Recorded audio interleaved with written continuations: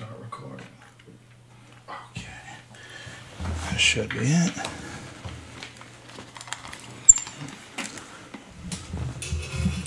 Okay. Okay, how do I even begin this one? The internet has been a very fascinating thing for me in the many years that I've been on it. But one of the most fascinating things about it is the ability to get in touch with people that if you were younger, like a long time ago, there was no chance I would be able to sit down with you and do a conversation.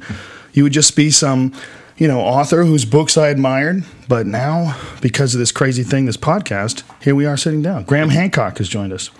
And if you don't know who Graham Hancock is probably the one guy who's influenced my view of history more than anybody ever. It's from this book, Fingerprints of the Gods. And Fingerprints of the Gods is, what is it, sold like 5 million copies or something crazy like that? Around about that, yeah.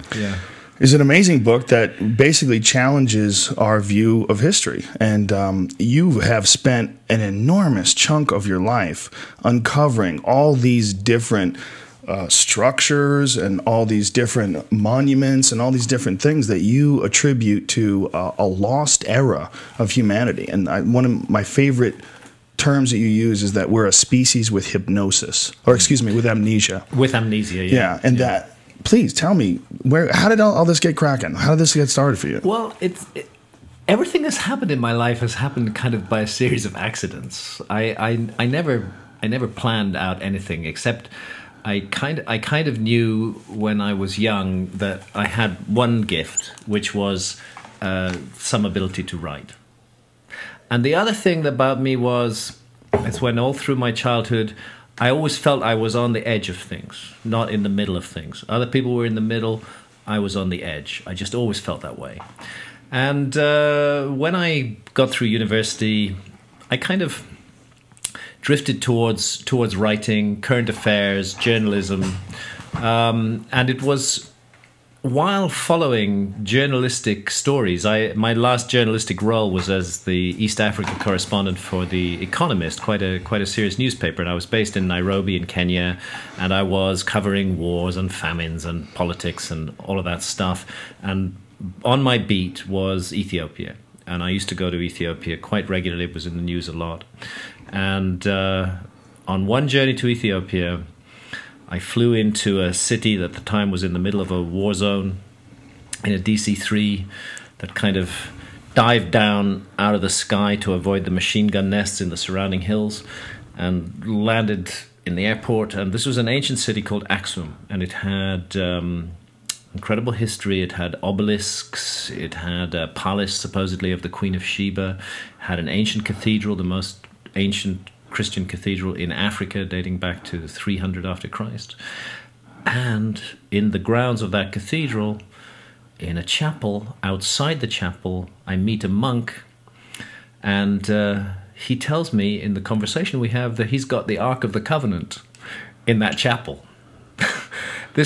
I had heard that the Ark of the Covenant was important to Ethiopia, but now I'm sitting in front of a monk with cataracts in his eyes, and he's telling me behind him in that chapel, but I can't go there, is the Ark of the Covenant. And I said, can I go? Can I see it? And he said, no, nobody can see it. Even the former emperors were never allowed to see the Ark of the Covenant.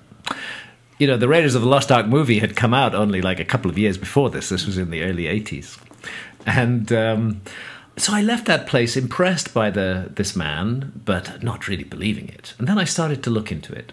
And I discovered that actually Ethiopia is the only country in the world which has a living veneration, almost worship, of the Ark of the Covenant. Ethiopia has ancient Christianity, but it also has ancient Judaism. There's the Jewish community in Ethiopia called the Falashas. They call themselves the Beta Israel. How did they get there? They practice a very ancient form of Judaism. They don't have rabbis. They have priests. They perform sacrifice. Other Judaic peoples do not. It's like an Old Testament world frozen in the highlands of Ethiopia.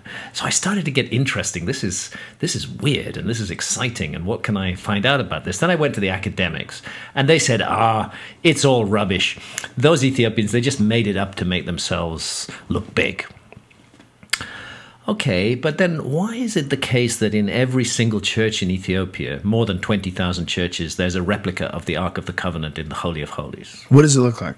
Well, mostly it's a box. And sometimes actually they reduce the replica to simply 2 tablets, which are supposed to represent the tablets of stone inside the Ark of the Covenant.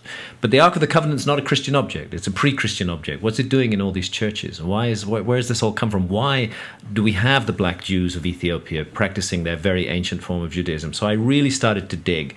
And it was the first time I realized that you don't want to listen to academics all the time.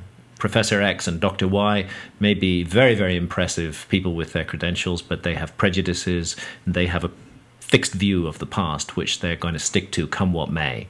And as I started to investigate this is what drew me out of current affairs and into ancient mysteries. I found that here was a real investigation, a story that had never been told. Could this remote country in the Horn of Africa really have the Ark of the Covenant? And if so, how could it have got there? And I spent several years of my life trying to answer those questions. And by the time I got to the end of that investigation, I had left current affairs behind. And you were hooked. I was hooked on the past. Did you ever wonder if you were going crazy? Like, here I am really investigating if some people in Ethiopia actually have some crazy thing from a book that makes no sense. You really thought it was real? It wasn't that I thought it was real. I neither thought nor didn't think that. I was impressed by the Ethiopians themselves, and I was impressed by the purity of their belief and the passion with which they held it, and the fact that here, after thousands of years, this object disappeared from the Bible at the time, around about 650 years before Christ. It's not mentioned again in the Bible after that. It vanishes.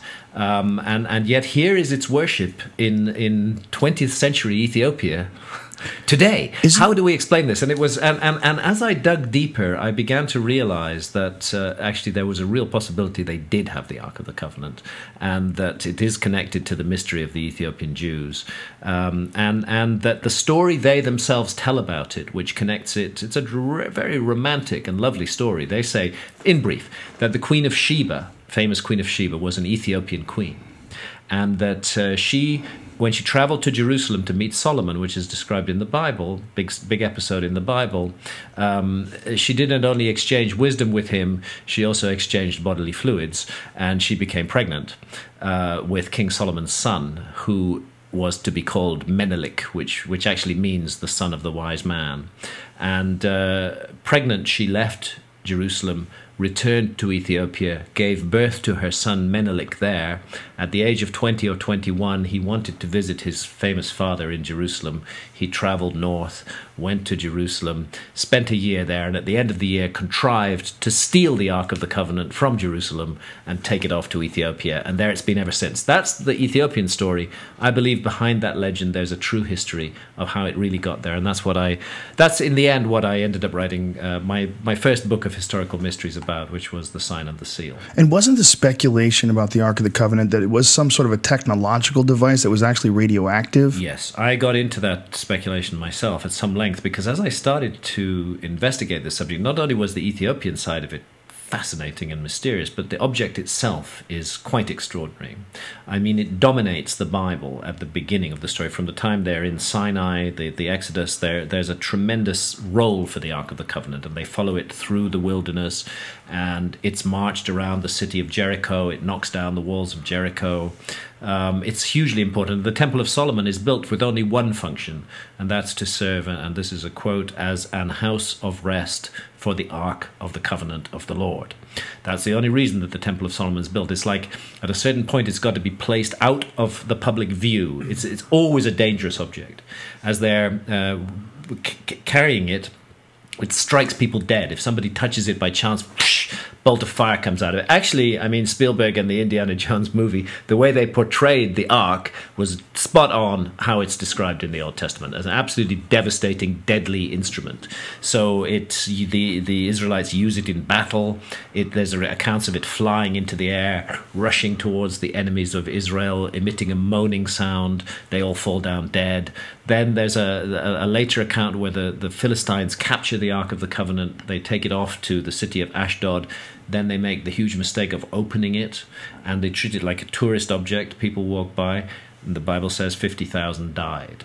And how did they die? Cancerous tumors. That's what's actually described in the Bible. So the Ark of the Covenant is supposed to contain within it what's left of the Ten Commandments. The Ten Commandments, correct. That's what's inside of it. That's what's supposed to be inside of it. And also, isn't there written upon by the finger of God Himself? If you take the Old Testament, and they're the kind of power source of the Ark of the Covenant. Now, what that power is.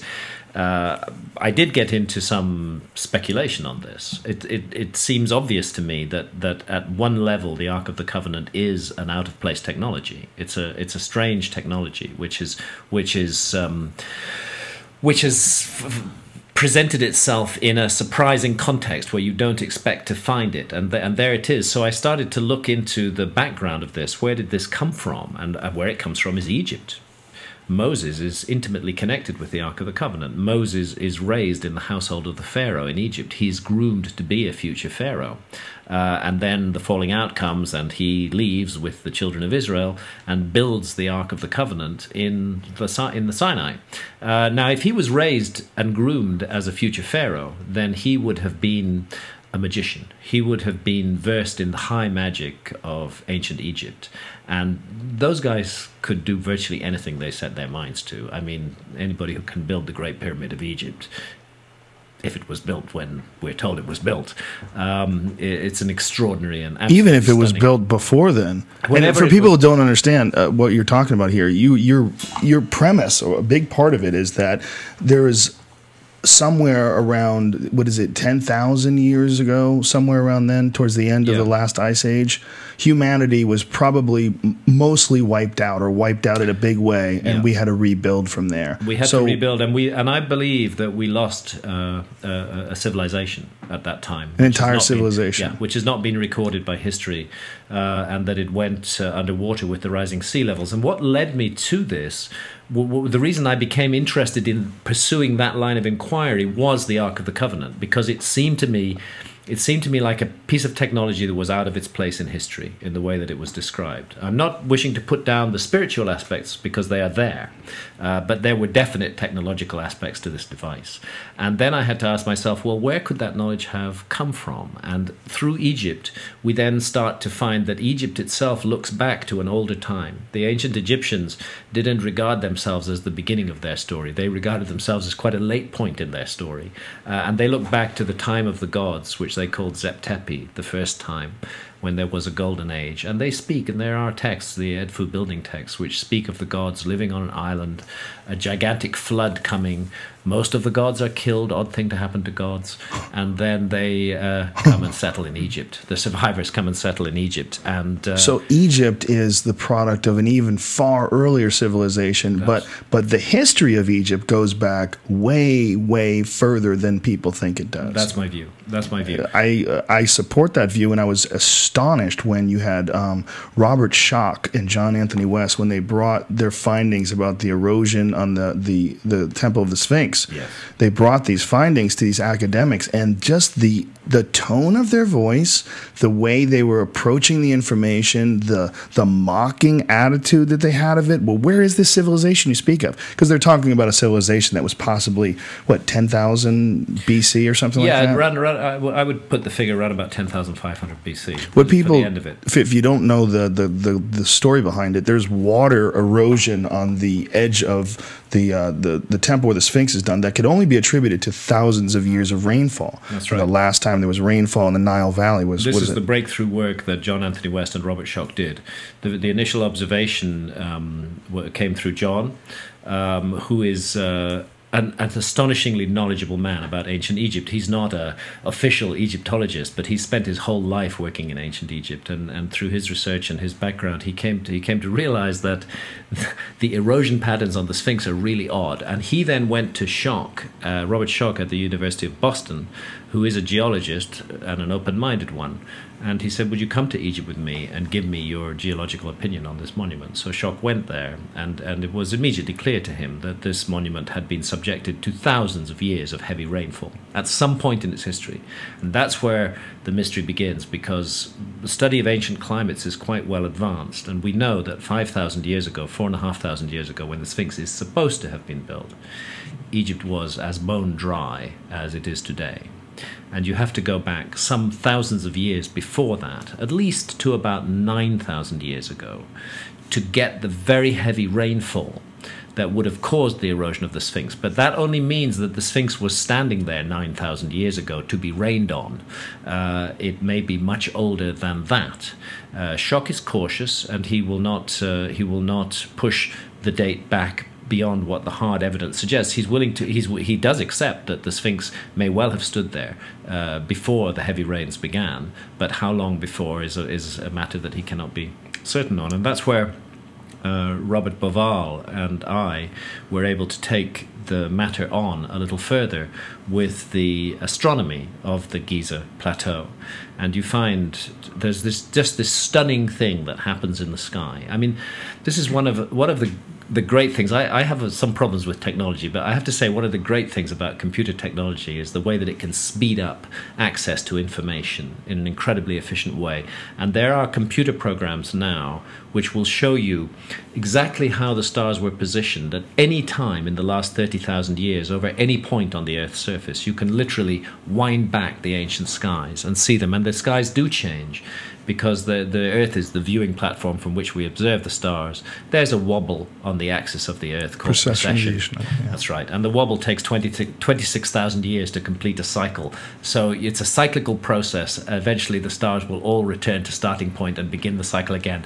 And because of that, we can say that the Sphinx was gazing at his own celestial counterpart, the constellation of Leo, at dawn on the spring equinox in 10,000 BC, while 90 degrees away, due south, Orion was lying on the meridian in exactly the pattern of the pyramids on the ground. And doesn't John Anthony West go even deeper? He believes it's like 30,000 BC or You're something right. crazy. John thinks it might be pushed back another precessional cycle. See, we take it back to 12,500 years ago, but you would have the same alignments another 26,000 years earlier. So 38,000 years ago, you would have the same alignments as you had 12,500 years ago. And doesn't he base it on actual hieroglyphs that depict, the ages of the pharaohs? You're absolutely right. And again, this is the area where the Egyptologists, the academic Egyptologists, are incredibly annoying, because they will not listen to what the ancient Egyptians themselves had to say. It's as though they, the academics, know more about ancient Egyptian history than the ancient Egyptians did themselves. And the ancient Egyptians were really very clear. They pushed their history back well plus 30,000 years. Why are they defensive? Why won't they budge? Why are they so against this idea? I wondered that myself when I first got into this. I initially couldn't understand it, but I think it's a problem with science in general.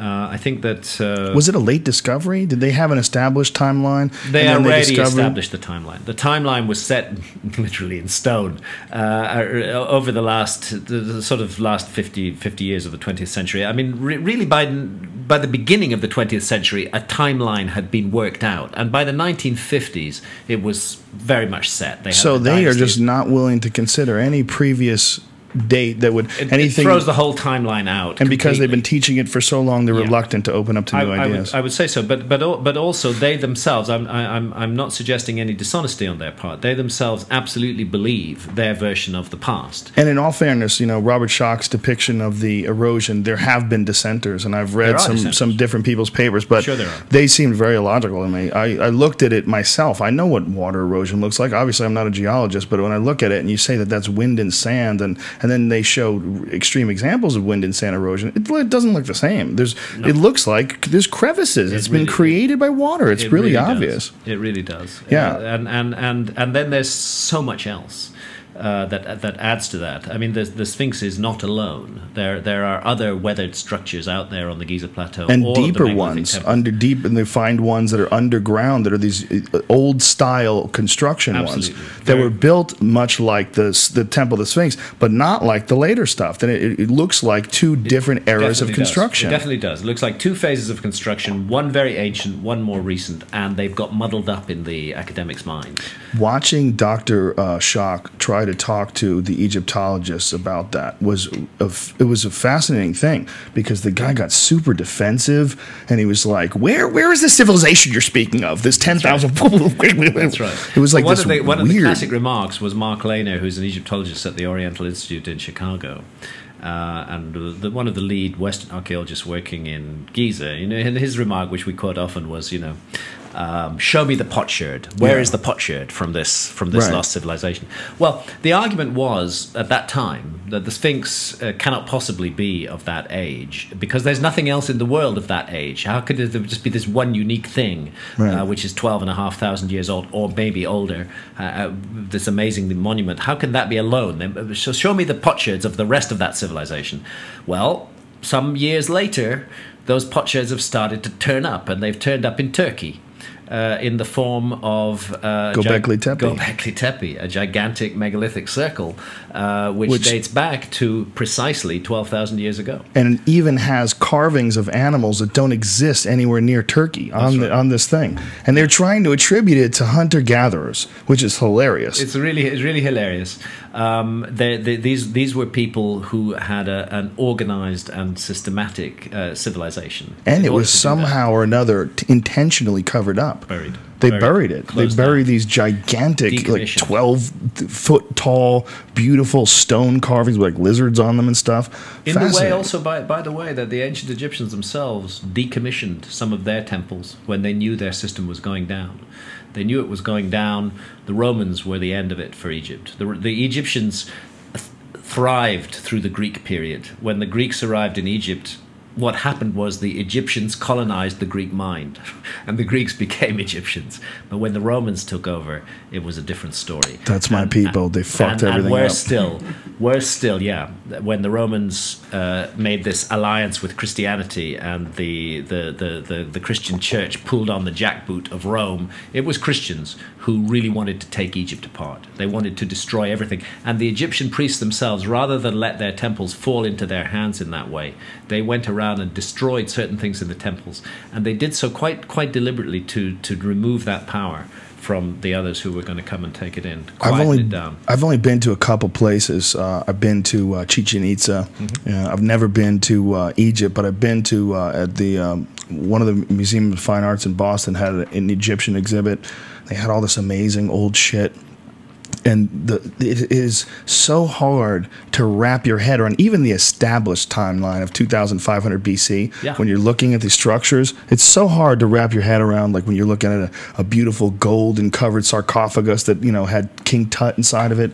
It's like what was that like? Yeah. What kind of a weird alternative way to live did these guys figure out? Yeah. Where they thousands of years ago figured how to build these almost perfect geometric structures of 2,300,000 stones, where if you fuck up just a little bit here or there, by the time you get to the top, it's done. And they're like, well, they did screw up a few of them. There's a few of them that are lopsided. Yeah. But they got them right, too. Right. Who knows who the hell was doing the screw-up ones? That could have been imitators. The screw-up ones were done later by people who Copiers. lost those skills. Yeah. Basically, that's the mystery of Egypt. Is that and John West makes this point that it's perfect at the beginning and it slowly declines. This is not what we expect. We expect to see civilizations slowly rise. We don't expect to see them perfect, fully formed at the beginning and then take 3,000 years to end. Right. Well, even when you push back the established timeline, and we can't even wrap our head around 1,000 years.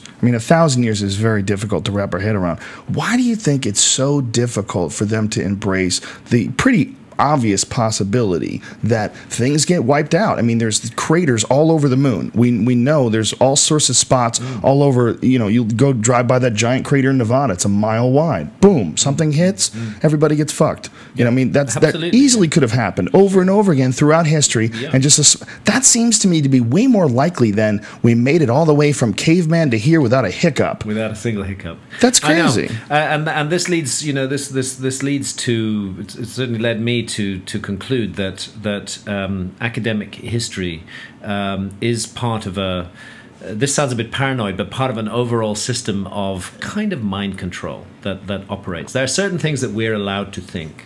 and certain parameters that we're allowed to think within in our society. And when it comes to the past, those parameters are set by academics, and they get so territorial and so defensive when you try to break out of that and suggest other possibilities. See, I thought naively when I got into this at first that those who were specialists in this field would welcome some new ideas. They might throw them out in the end, but they would want to see whether there was any merit to the ideas. And so initially I was really shocked that the attitude is, oh, this idea doesn't agree with us. We are going to destroy this idea in any way we can. And not only that, we're going to destroy the individuals associated with this idea. We will attack the man and the idea. Ad hominem attacks. Exactly, exactly. In a very dirty tricks kind of way. It's only later on, actually, that I came to realize that academics all treat each other this way as well. They're all very territorial. They're all ego driven. They have their power base in a particular view, and they defend that view to the death. Now, when you say that Dr. Schock is very conservative, you're not joking around about that. And I always wonder when I hear some of the things that he says about other ancient structures.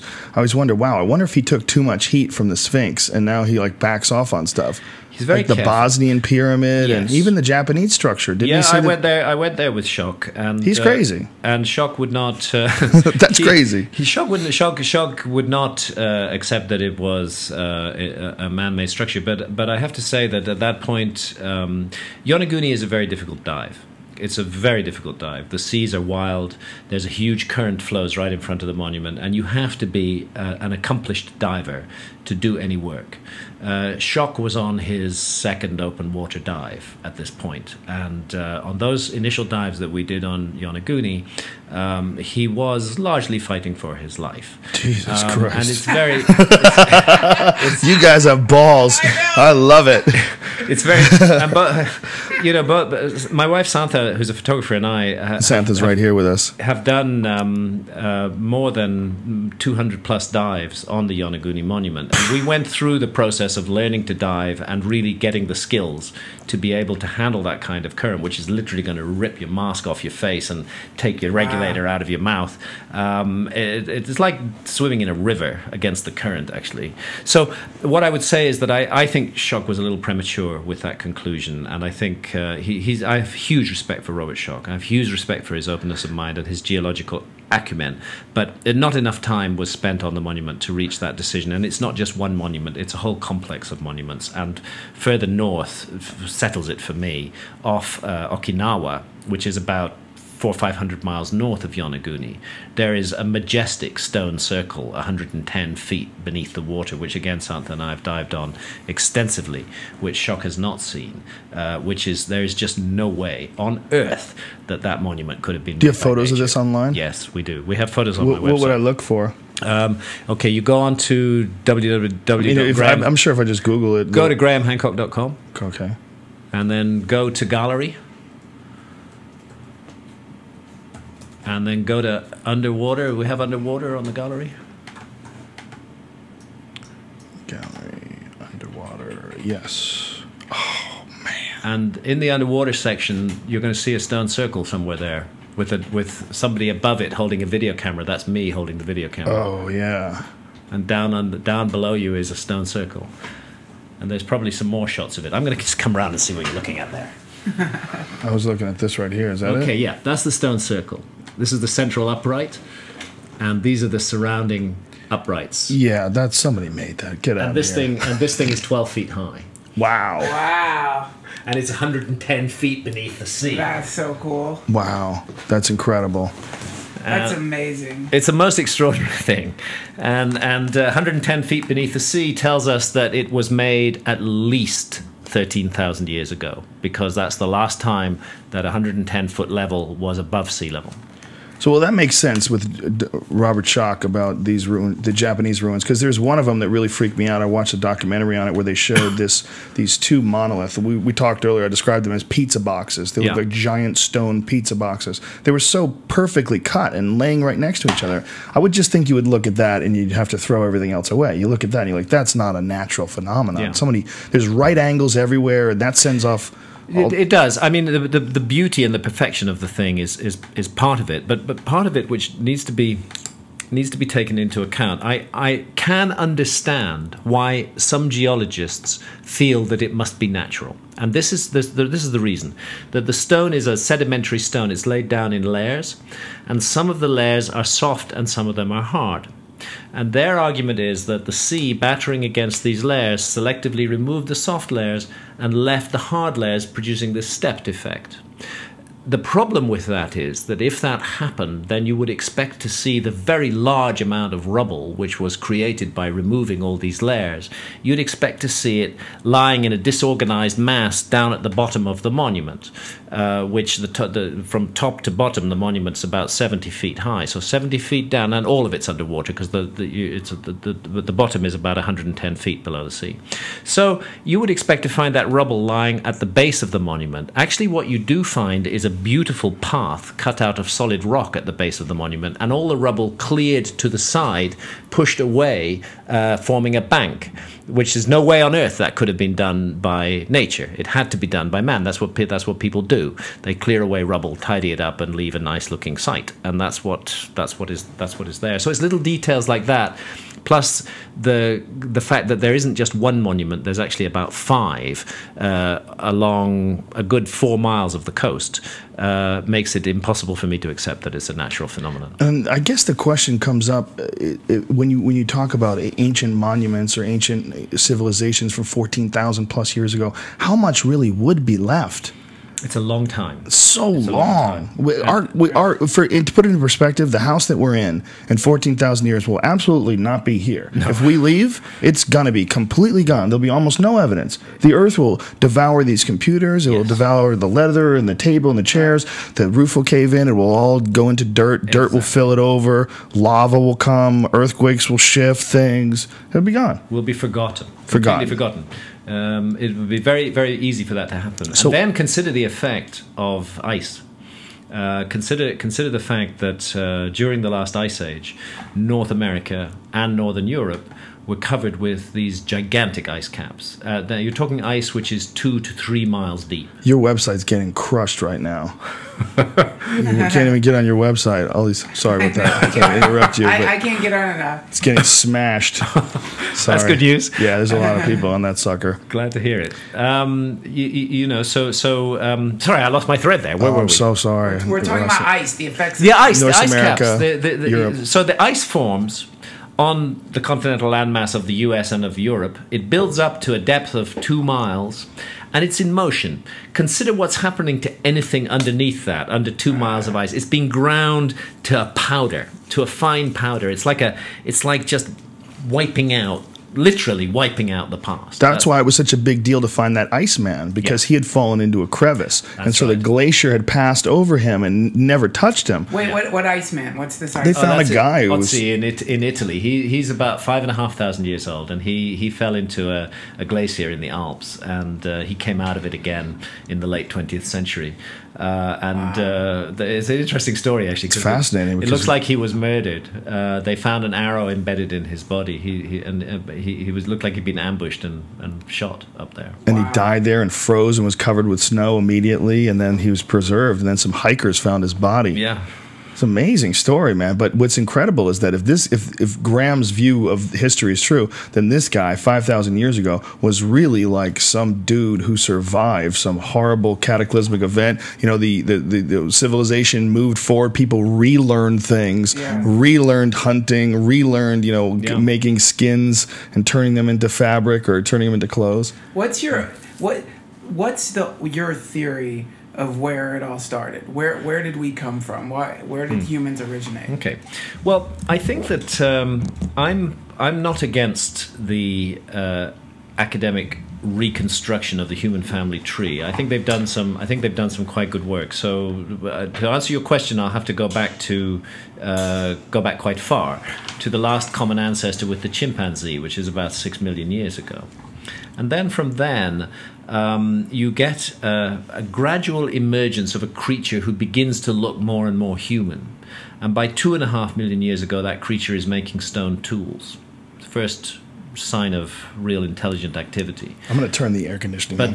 But the stone tools are very limited, and once the creature has invented them, it doesn't change for the next million years. Okay. The stone tools stay exactly the same. So we know that they're passing down cultural information, and we also know that they're extremely rigid in their thought patterns, and they're stuck in that. Then a new type of stone tool is introduced, and that one sticks for another million years as well. And during this time, our ancestors are looking more and more like us. And finally, the earliest surviving fully anatomically modern human skeleton comes from Ethiopia, as a matter of fact, and it's 195,000 years old. That's just short of 200,000 years old. Before that, the creatures were closely related to us, but they didn't look quite like us, and their brains were not quite like ours. But by 195,000 years ago, anatomically modern humans have evolved. But their behavior has not evolved. Their behavior is stuck in that archaic period, and they're still using the same limited, unimaginative stone tools that were being used a million years before. And then it's a really extraordinary thing happens, and it's within the last 50,000 years, is that you just get this incredible surge forward in human behavior. The dawn of spiritual beliefs, they're very, very clear because they started burying food and water with the dead. That anybody who does that, they definitely believe that some aspect of the individual continues after death. And they created the great cave art, the amazing, amazing paintings, stunning works of art. All of this symbolic behavior seemed to just switch on kind of overnight, somewhere after 50,000 years ago. And I would start the clock about there, where suddenly you've got these incredibly intelligent, artistic, creative creatures on the planet who are us, and they are doing this stuff. And I believe that some of them stayed in the hunter-gatherer mode all the way through history. And those were the cave artists and of what's called the Upper Paleolithic. And I think some of them moved in another direction and formed a civilization. And just as today, in our 21st century world, we have highly advanced technological civilizations coexisting with hunter-gatherers. You do still have traditional hunter-gatherers in the Amazon, in Botswana, for example. I believe it was the same in the world then. And I think that the what I think of as the lost civilization was largely a maritime civilization, living along coastlines, living on the best lands during the Ice Age, because inland it was arid, it was cold. The ice meant there was no rain. Right. No rain. It was totally desert. Very, very difficult to live. But on the coasts, things were much better. And it was precisely the coasts that were inundated when mysteriously and suddenly the Ice Age ended, and all that ice started to melt down and went back into the ocean, and the sea levels rose. And you think that, I mean, I've read all your books. I read Supernatural as well, which is one of my more favorite, or more what I found more fascinating, because you really stepped out on some serious limbs on that one. Yeah.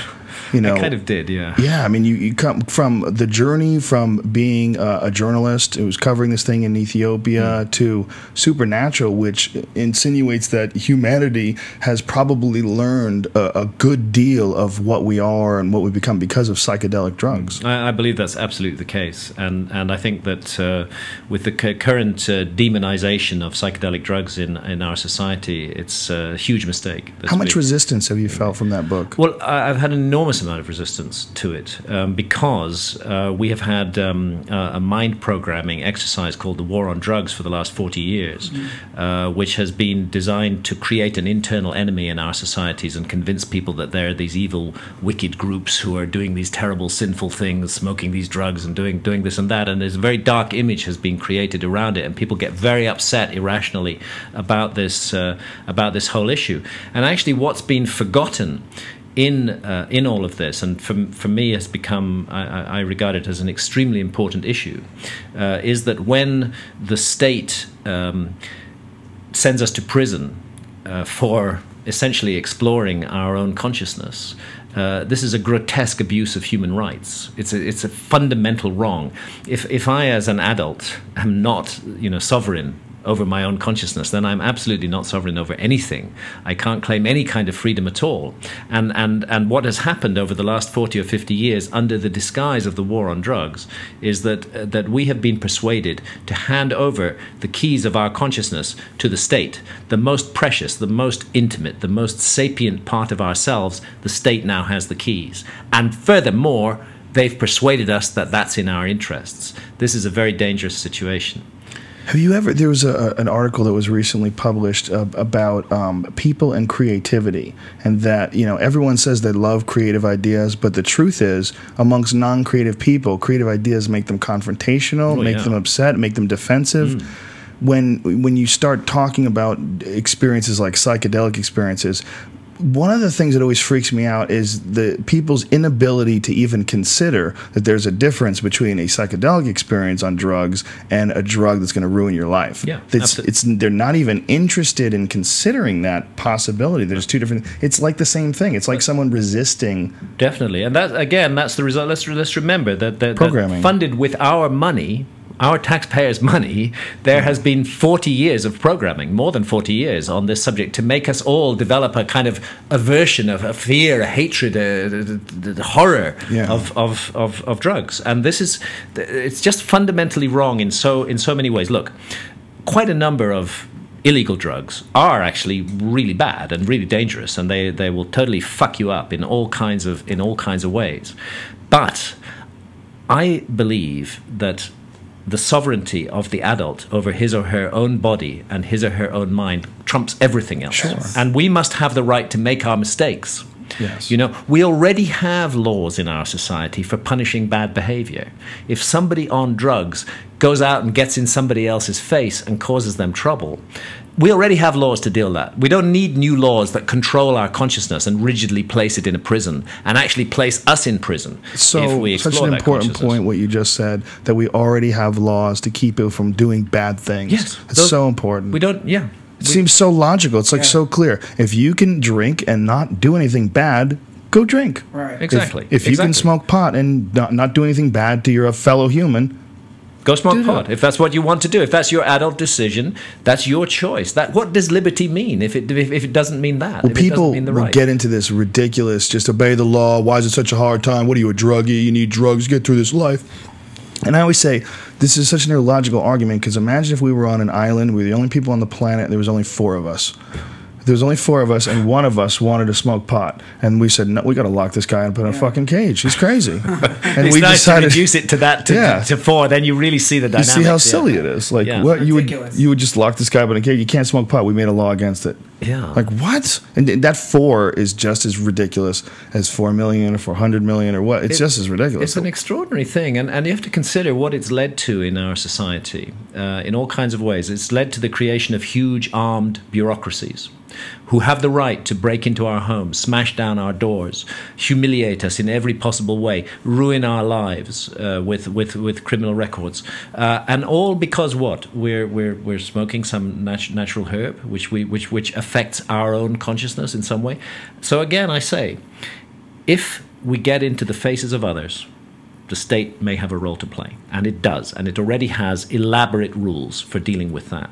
But for the state to have transgressed the consciousness of free sovereign adults is a grotesque abuse of human rights.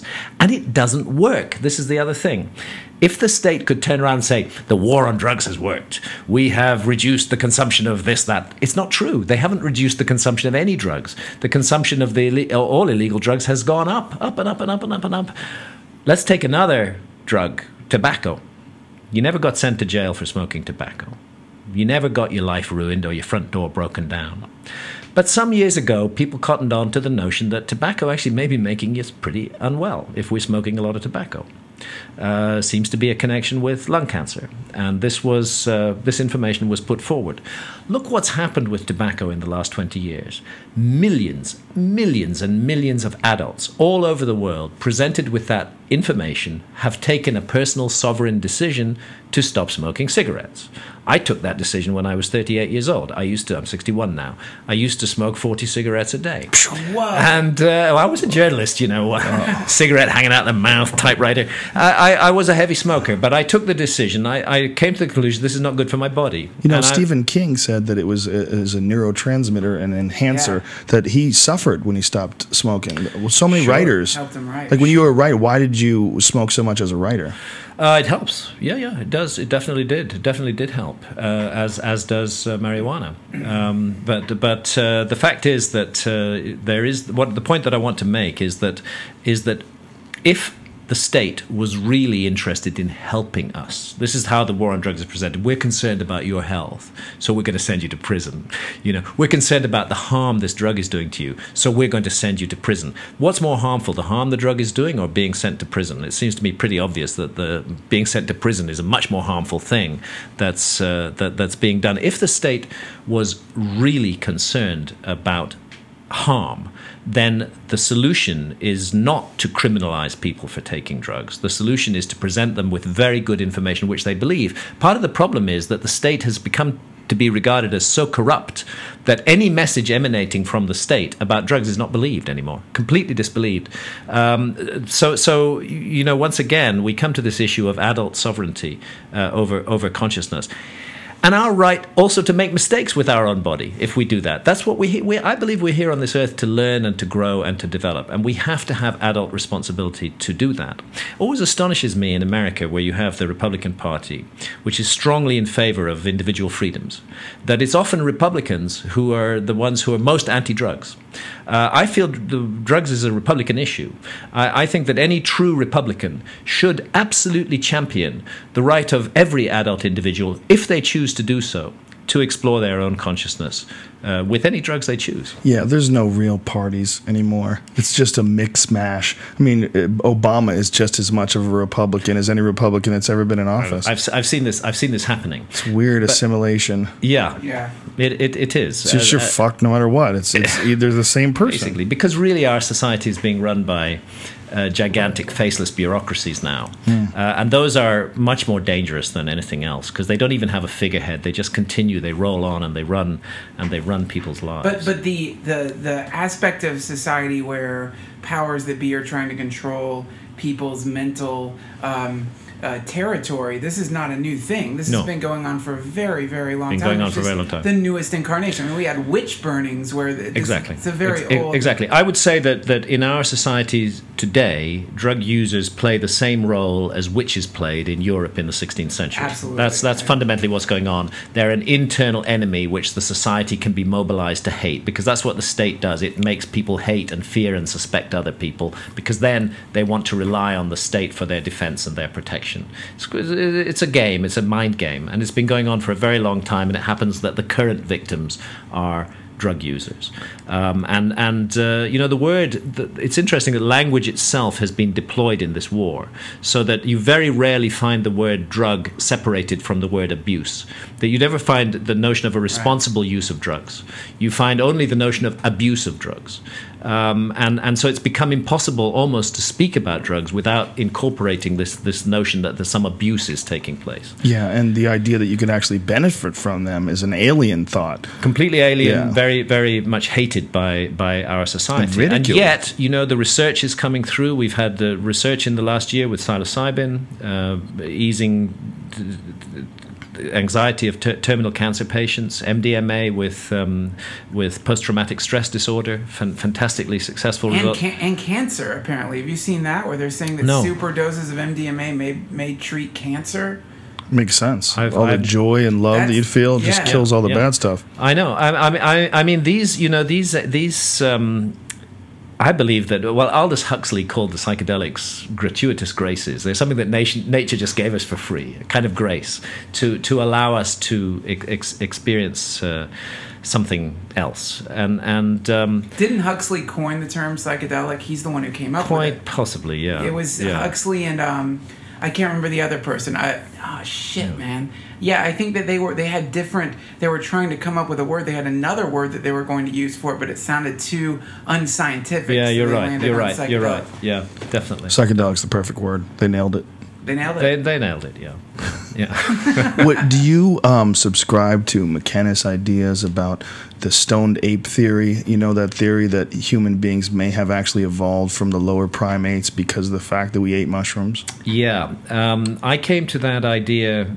I'd like to say Terence McKenna, one of the great minds. Fascinating. What guy. a wonderful man. Amazing person. What a wonderful man. An incredible loss that we lost Terence. He was a remarkable individual, and I never met him, unfortunately. But he I love listening to his voice. Me too. I yeah. love his voice. I have a whole section on my iPod is all Terence McKenna lectures.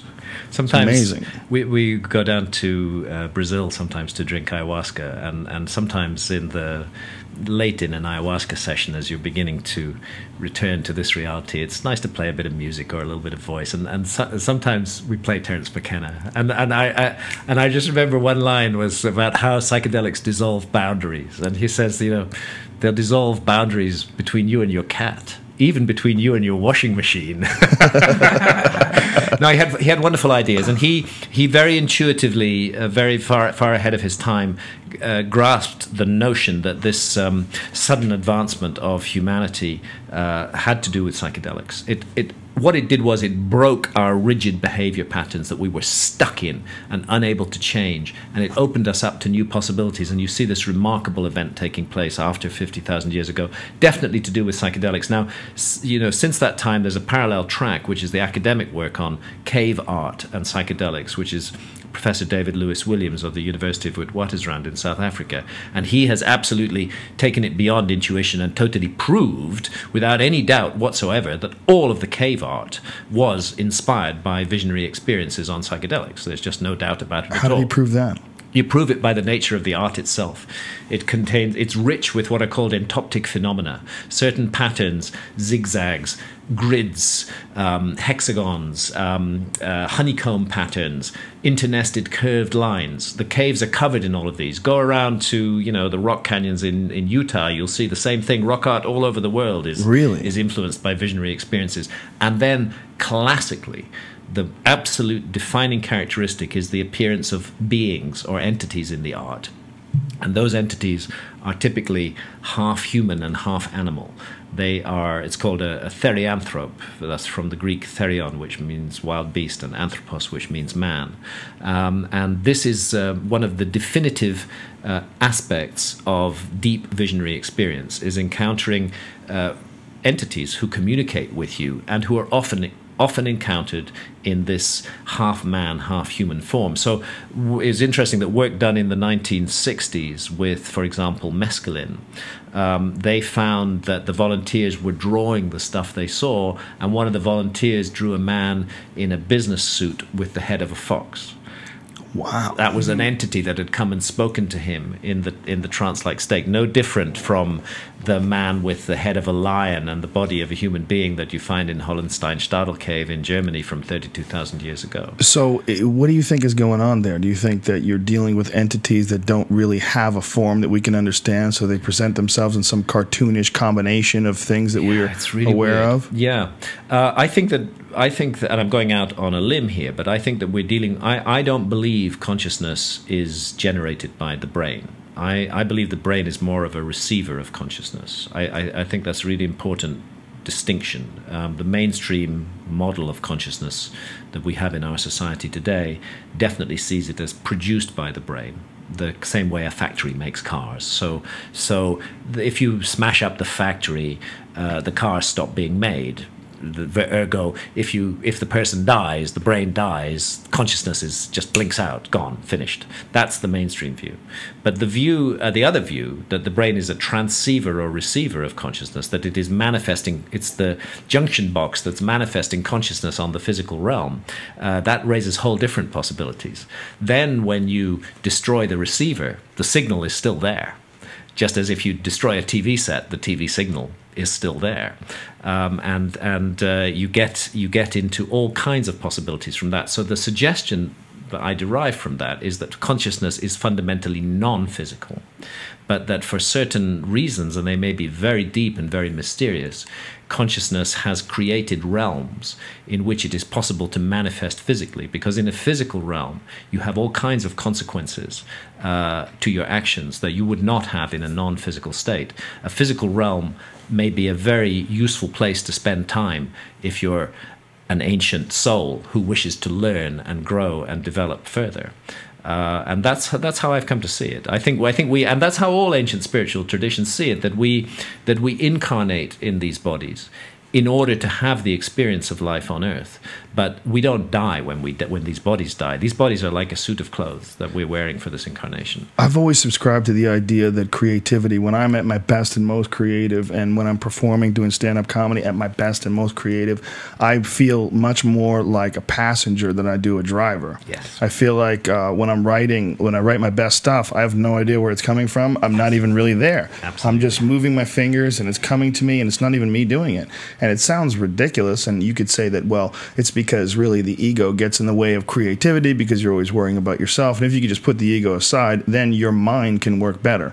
And I see that argument, but I don't really, it feels like it comes to me in these great bursts of ideas that I never considered before. And I'm like, well, where is that? Is that, maybe that's really something that I'm figuring out a way to tune in. Yeah, you're tuning into it, and you're becoming a channel for the material, for your own material. Your consciousness is running the show, but your consciousness is not limited to this realm, and it's drawing down material from elsewhere. I've had the same experience with my writing. The more that I intellectualize the process, and that's particularly true since I've turned to fiction, the more that I intellectualize the process, the harder the writing becomes. Right.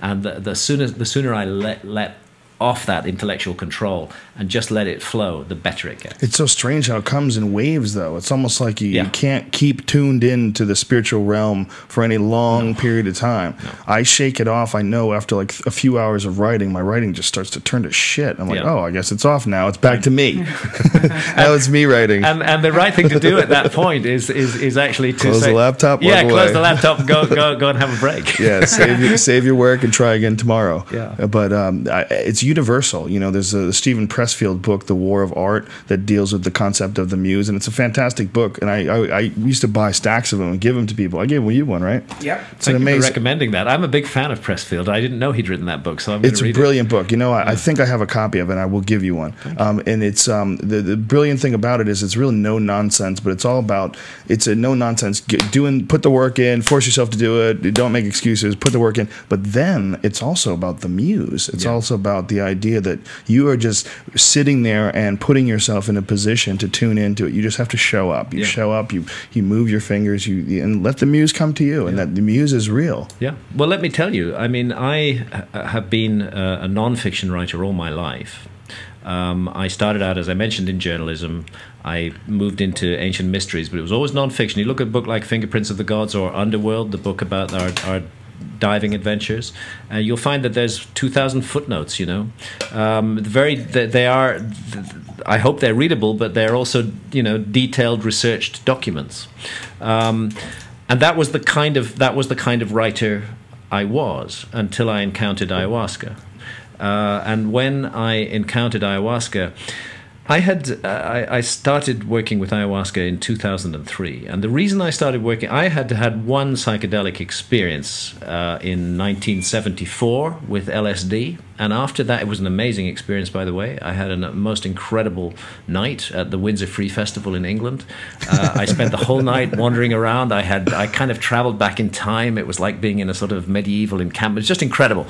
But when I came out of that experience, I thought to myself, I was 24 then. I thought, if that went the other way, that was a really powerful experience. If that went the other way, I'm not sure how I would handle it. I thought it might really fuck me up, and I got a bit scared. And I'd heard stories of others who'd had scary experiences, and I thought I'm not going to do that again. And I didn't. I didn't take any psychedelics from the age of 24 until 2003, when I was 53 years old. And the reason that I started taking psychedelics again was because initially it was my research project. I was writing supernatural.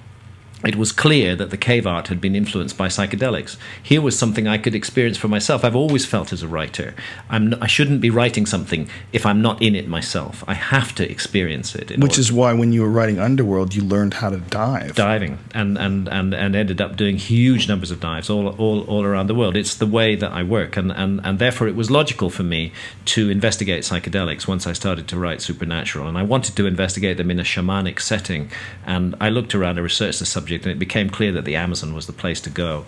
And ayahuasca, with thousands of years of indigenous use in the Amazon, was a very, very interesting substance indeed to investigate. So, I went down there and started to drink ayahuasca. Ayahuasca worked changes on me in quite a number of ways. It's made me a more thoughtful and reflective person in some ways about my behavior and the impact of my behavior on others. I've still got a long way to go on that. They say in the Amazon that ayahuasca is a school.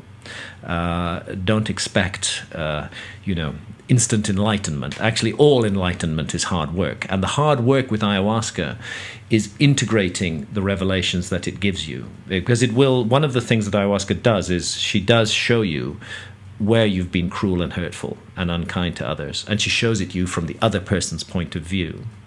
It's a lesson that you learn. But then integrating that into your own behavior in daily life is actually really difficult. Lifetime of bad habits are very hard to change.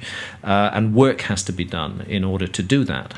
So ayahuasca has helped me to begin on that path. I do not claim to have reached any form of perfection. Very far from it. I'm a very imperfect, frail human being. But I have at least been set on the path that I believe is a more positive one. But then something else ayahuasca gave me. And it happened because I asked for it. I'd reached a point where I felt that I didn't want to go on with the investigation of the lost civilization subject anymore. Not because I'd lost interest in it or because I'd turned against it, but because I felt that I'd taken it as far as I personally could. After Santha and I had done 6 years of scuba diving all around the world and literally put our lives on the line and had revealed a great deal of stuff underwater that people didn't know about, I felt actually I don't know where I take this next. There are a lot of young, energetic people out there. I would like them to take it on now for where I took it from. And I wanted to look for a change of direction. And I wanted to challenge myself as a writer. And I'd always wanted to write a novel. So down in Brazil, over a series of 5 ayahuasca sessions, I asked ayahuasca, can I write a novel? And if so, what would I be writing about? And something amazing happened. In those 5 sessions, I was given the entire story of the novel that I ended up writing, which is a novel called Entangled.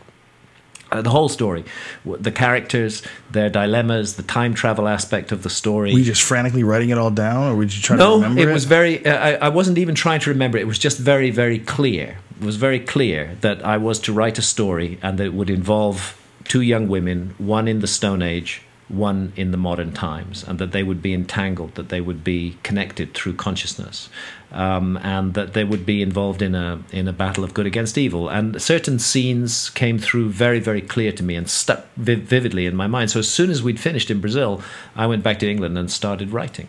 So when you ask ayahuasca, can you do it, and what would it be about? Do you think that that ayahuasca wants you to do this? Because if you do something like that, you have to. I always think of any work that I put out, whether it's even writing a blog or putting a funny thing up on Twitter. You send out this signal, and then this signal is going to affect who knows how many people in a positive way. Mm-hmm. Especially something that they really enjoy reading, like a book. And people can say, like, why would ayahuasca want you to write a book? Because some books are fucking awesome. That's why. And that feeling of getting really hooked into a book and really just loving it. Mm-hmm. I haven't read a good novel in a while. The Strain was the last one that I really liked for a while, but then hated. You know, I loved the beginning of it. That's that vampire one, the Guillermo del Toro book. I haven't read it. My point is, that feeling, there's a lot of positive energy associated with something that's really entertaining and gripping. Definitely, it's a highly effective way of communicating. I don't know whether ayahuasca did this for me, but they often say there's a song that I forget the song. You know, was it the Rolling Stones? You don't always get what you want; you get what you need. You know, ayahuasca does that. She tends to give you what you need, not always what you ask for. I have set intents at the beginning of sessions, and I found myself going in a totally different direction. But these 5 sessions were different. It was very, very clear. Here is a story. Go home and write it. It was I felt compelled to do it. So if they affected you in that way, if it created this huge effect on you, think about what would happen if it was legally available. Exactly. If people were... So then you see how the war on drugs is actually suppressing human evolution. Yeah. If this is... It seems like exactly. you're saying that throughout time, these psychedelics have been wide. Do you think the Egyptians were taking psychedelics? Definitely. What psychedelics were they taking? Particularly the blue water lily, Nymphaea cerulea, which is a potent psychedelic. And William Emberton at the State University of California has published detailed research on the blue water lily and on its psychedelic properties, and it was certainly used. They were journeyers. When the ancient Egyptians explored the mystery of life after death, they were not, sitting in some scribal room just making this stuff up. They were investigating. They were exploring. They were separating their consciousness from the body, and they were entering other realms, and they were coming back and giving a detailed report about what they encountered there. The first I'd ever heard of any of that was from John Anthony West's work and the work on the Temple of Man, which is really fascinating, that there's a temple and each area of the temple signifies like a part of a human being, and there's a whole area about the pineal gland, and the Egyptians were, they called it the seat of the soul, and that they believed that the pineal gland was your connection to the afterlife, and hey, they were right. This is the mystery that DMT, which is the active ingredient of ayahuasca, is generated by the pineal gland. They believe that, though, but that hasn't not proved. really totally been It was proven, Rick Strassman's right? hunch, but something in our bodies, and the pineal gland is the most likely suspect. That's a big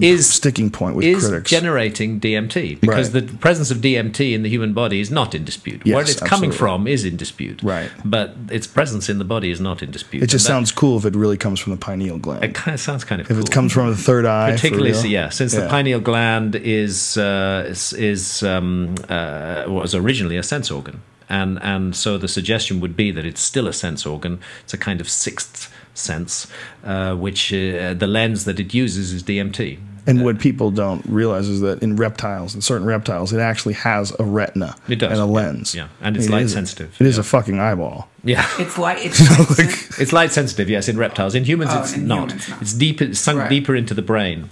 But a very mysterious organ. And I would still say, you're right. It's not proved. I would still say the most likely candidate for the generation of DMT. Well, Strassman is working on figuring that out right now. They're working on more detailed studies to try to exactly pinpoint the location. It's where it's created. I'm glad that's happening.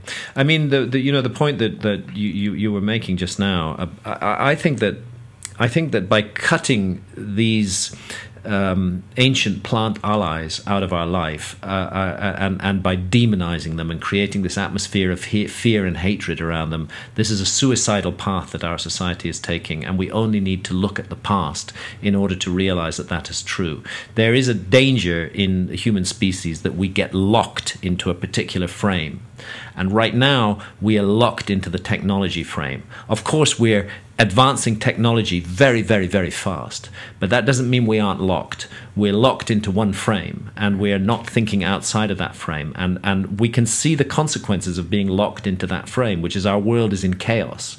Our world is in a state of hatred and fear and suspicion right now. There's all this horrible stuff going on, and we are literally on the edge of destroying ourselves. And there's never been a time in the human story when we've more needed to break out of our rigid patterns of behavior and start thinking about things from a different point of view. And nature has provided us with the means to do so, and those means are our plant allies. It's a fascinating concept, and the concept that human beings are working against themselves, and they're working to keep things fucked up and make them more, and that the only way to sustain a society as complex and large and invasive as the one we currently live in, the only way is to do it the way we're doing it.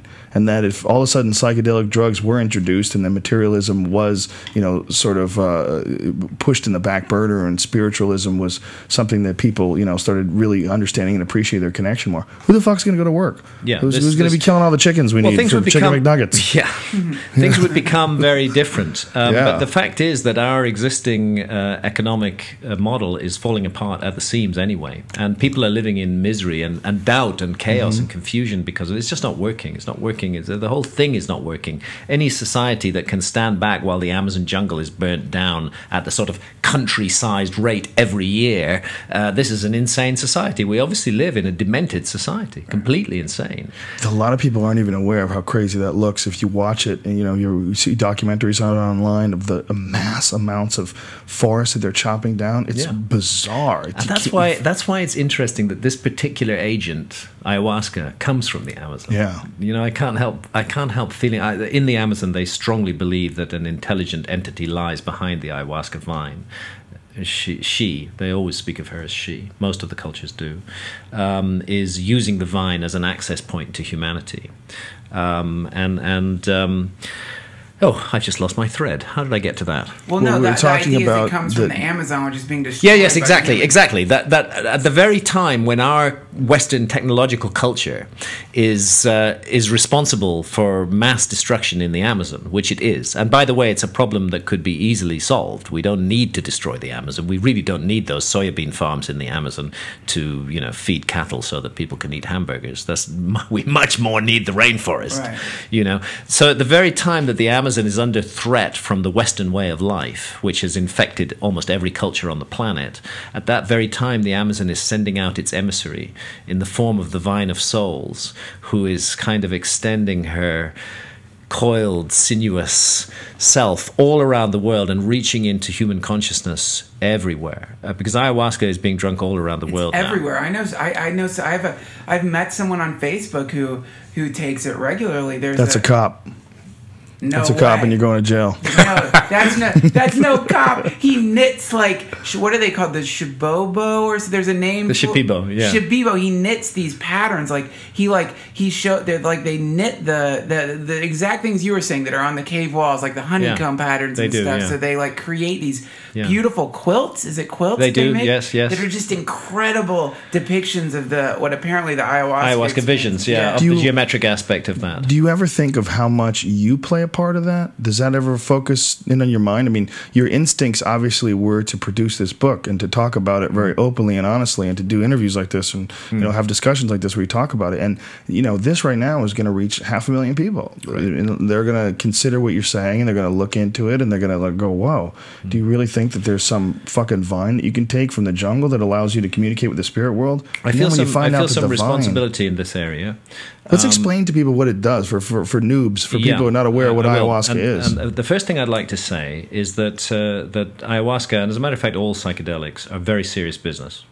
I personally do not believe that psychedelics are appropriate for recreational activity. I think if somebody chooses to do that, that's their body, that's their choice, but I don't think it's the right thing to do.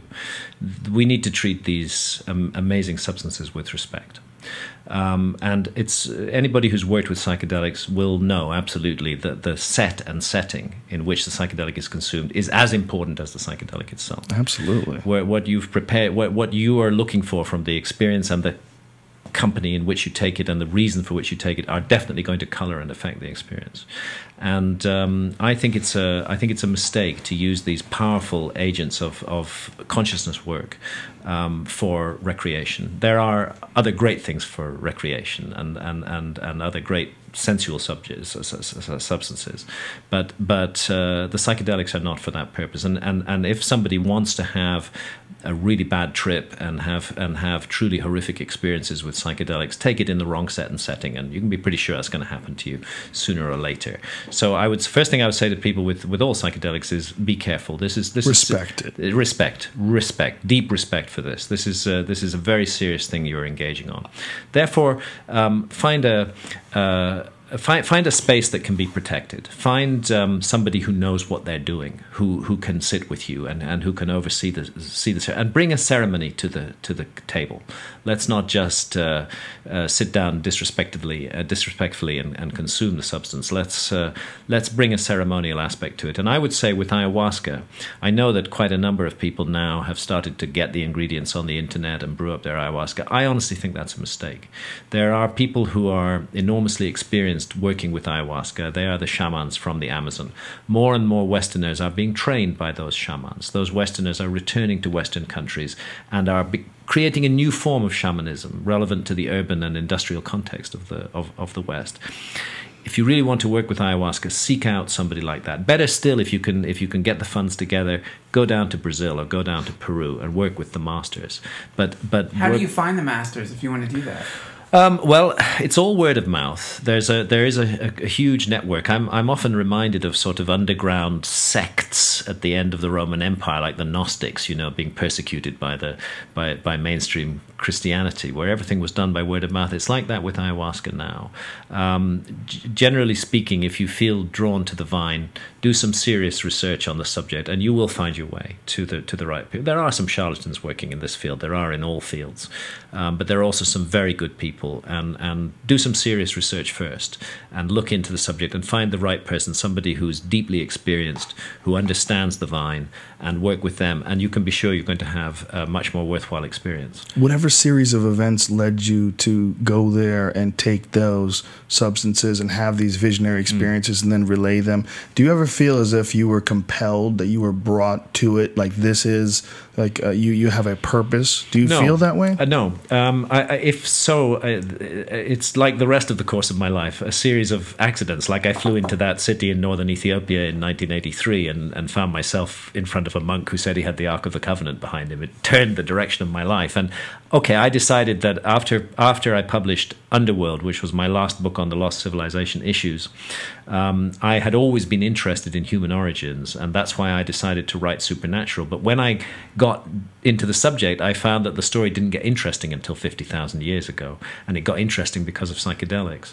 And then, so it was an accident that led me to that. Then, well, obvious, the next research conclusion was that I had to go take some psychedelics, and to do so in a shamanic setting and learn about it. So it was a series of accidental decisions kind of led me to that process. So I guess I don't feel called or chosen, but I found myself in the hot seat. Do you feel obligated though, because you know so much about it? I feel obligated. I feel a responsibility, which is to share with others that these agents can be transformational, and that they can be incredibly helpful, but that they are also extremely powerful, and that they must be treated with respect. And they're real. And here's the thing. Everyone is running around looking for magic. Everyone is running around looking for a religious experience.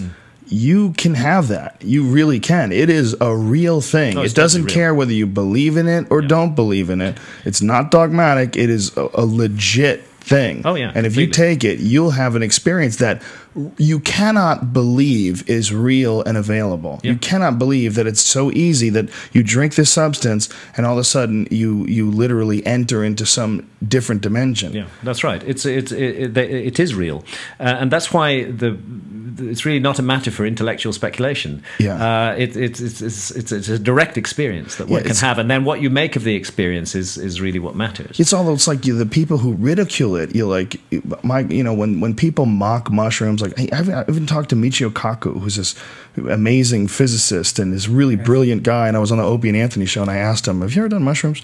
And he said like I was a fool. He was acting like I was a fool, like I was a silly person. No, I need my mind to be intact and all this stuff so I can work on physics. And since he's never done mushrooms, how could he know what it does to his mind? This is prejudice at work. I'm like, my God, man, what if it was real? If it was real, would you trust me? Would you, if I told you that there was some real thing and you take it and you're going to be in communication with some insanely wise entity from some parallel or constantly surrounding you dimension, would you just try? Would you just try it?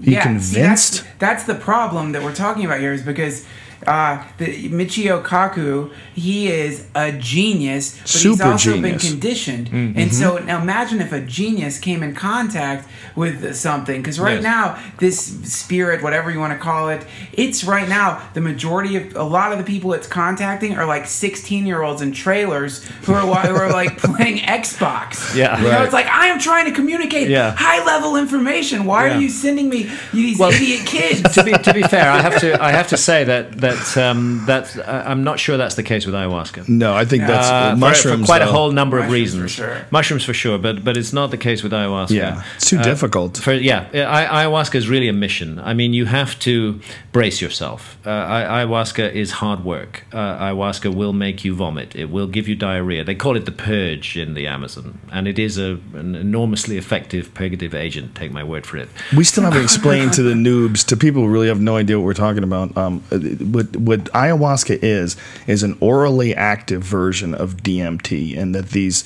amazing people from how far does it date back? How many thousands of years? There's proved archaeological evidence for the use of ayahuasca going back more than 4,000 years in the Amazon. And so somehow or another, 4,000 years ago, out of hundreds of thousands of different plants, right, they figured out combined the vine of one with the leaves of another. Yes. And sophisticated piece of chemistry that they're doing. Explain to people what it is. So the ayahuasca consists of 3 ingredients. One of them is water, the medium in which it's brewed, and the other 2 are a leaf. And that leaf is from a plant called Psychotria viridis, is the botanical name. They call it chacruna in the Amazon. And that leaf contains pharmacologically pure dimethyltryptamine. It contains DMT. Which your own body makes. Which your own body makes. And with that, with DMT, you have a problem because DMT is not orally active. And the reason that DMT is not orally active is that we have an enzyme in our stomachs called monoamine oxidase. And monoamine oxidase switches off DMT on contact. What they did in the Amazon jungle was that they found out of, actually, you're right, there's 150,000 different species of plants and trees in the Amazon. Oh my God. They found the one other that contains a monoamine oxidase inhibitor. Jesus. That's what the vine contains. The vine actually does not contain the psychedelic ingredient. It contains the ingredient that allows the psychedelic to become orally active. So do you think they just ate the 2 of them at the same time once and had some crazy experience and went, whoa, write this down? When I've asked shamans about this, they all say the same thing. The spirits taught our ancestors to do this. When these guys are getting blasted on ayahuasca for decades upon decades, though, do you think they can really recall exactly how they learned all this? Well, no, they didn't learn it in their lifetimes because it was already old knowledge to them. They're speaking of their ancestors. And they literally say that the plant spoke to them, right? They say the plant told them spoke how to to do it. And reached out to them and said, put this together. And it had to be it had to be at least as recent as they figured out how to harness fire. Yeah, and make buckets. You need to cook it. You need metal, correct? Like you need a pot. No, you could. What kind of pot do you cook it in? You can use ceramic and cook it in that. You could use ceramic. Yeah. So it could predate metal. Yeah, definitely predates metal. Definitely predates metal. Yeah, no doubt about that. It's an amazing thing that they've combined. Do you think that it's not orally active because it's in so many different plants that if it was, that people would just be eating it and getting high on DMT all the time? Could be so. Nature is our friend in these matters. Nature looks after us, and that may be the case. That it's not so widely distributed. The mystery is that it is present in quite a lot, actually, and that mixed with a monoamine oxidase inhibitor, you end up with an orally active substance. And would that work if you wanted to? And I of course 100% agree with you that you should go to a shaman if you're going to do this experience. But if you did have that leaf that you were talking about and just a classic MAO inhibitor, whatever it was, and you took that and ate the leaf, would you then have the experience? You would. It's very dangerous, though. Yeah, it's a kind of dodgy thing to do. You would have, but there are what they call ayahuasca analogs, which and even pharmahuasca is being spoken of now, which does precisely that, which uses a pharmacological MOAI, with DMT. Right. I think personally we don't need to go there because nature has provided us with this beautiful and incredible possibility in the ayahuasca brew in these 2 different plants.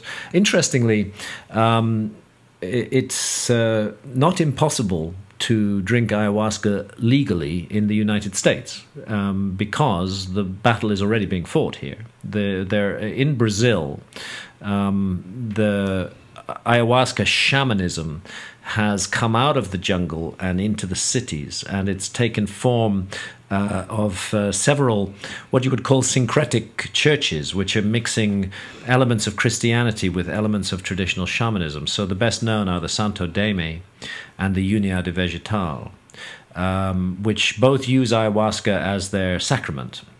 I've sat down with the Unidade Vegetal group in Brazil and drunk ayahuasca. They were the most charming, thorough, professional, hardworking people I could ever have hoped to meet. They bring their children to the sessions. They start their children on ayahuasca at the age of 14. They have a completely different view of psychedelics to the view that we have. They believe that it's a really helpful and important experience for humanity to have this. And fortunately, the government of Brazil agrees with them, and it doesn't persecute them for doing this. So they have formed established churches. And those churches have members in the United States. And I think it started in New Mexico. The matter was taken up to the Supreme Court, and the Supreme Court said, yes, if you're a member of the Unidade Vegetal, you can drink ayahuasca legally. Now, that actually, for somebody who wants to work with ayahuasca, is something that I would recommend. I personally I'm not drawn to established churches of any kind. I believe that spirituality doesn't require a church. And a hierarchy. But the fact is that the Unidade Vegetal and the Santo Daime both know what they're doing with ayahuasca. They absolutely know what they're doing, and they are present in the United States, and they are drinking ayahuasca legally in the United States. Strassman told me he met with them in New Mexico, and he said they're all wearing outfits, and they're drinking ayahuasca and singing songs about Jesus.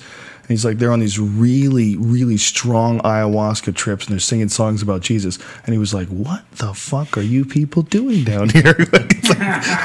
It's such a strange hybrid of things. It's a very strange... It's a Trojan horse for ayahuasca. Hybrid.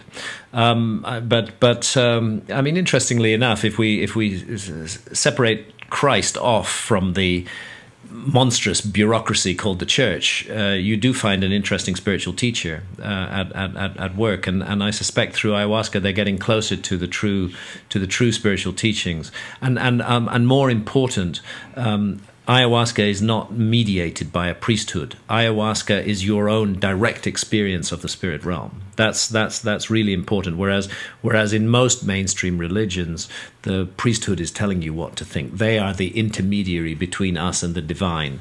In the case of ayahuasca, the brew is the intermediary, and it plugs us straight into the divine. It sounds like a badass church to join. I used to love taking acid in college and reading the New Testament. That was one of my favorite things, is getting really, really high, tripping, and then reading the Gospels, because it is a very, very psychedelic text. The book of John, it's hard enough to read when you're sober.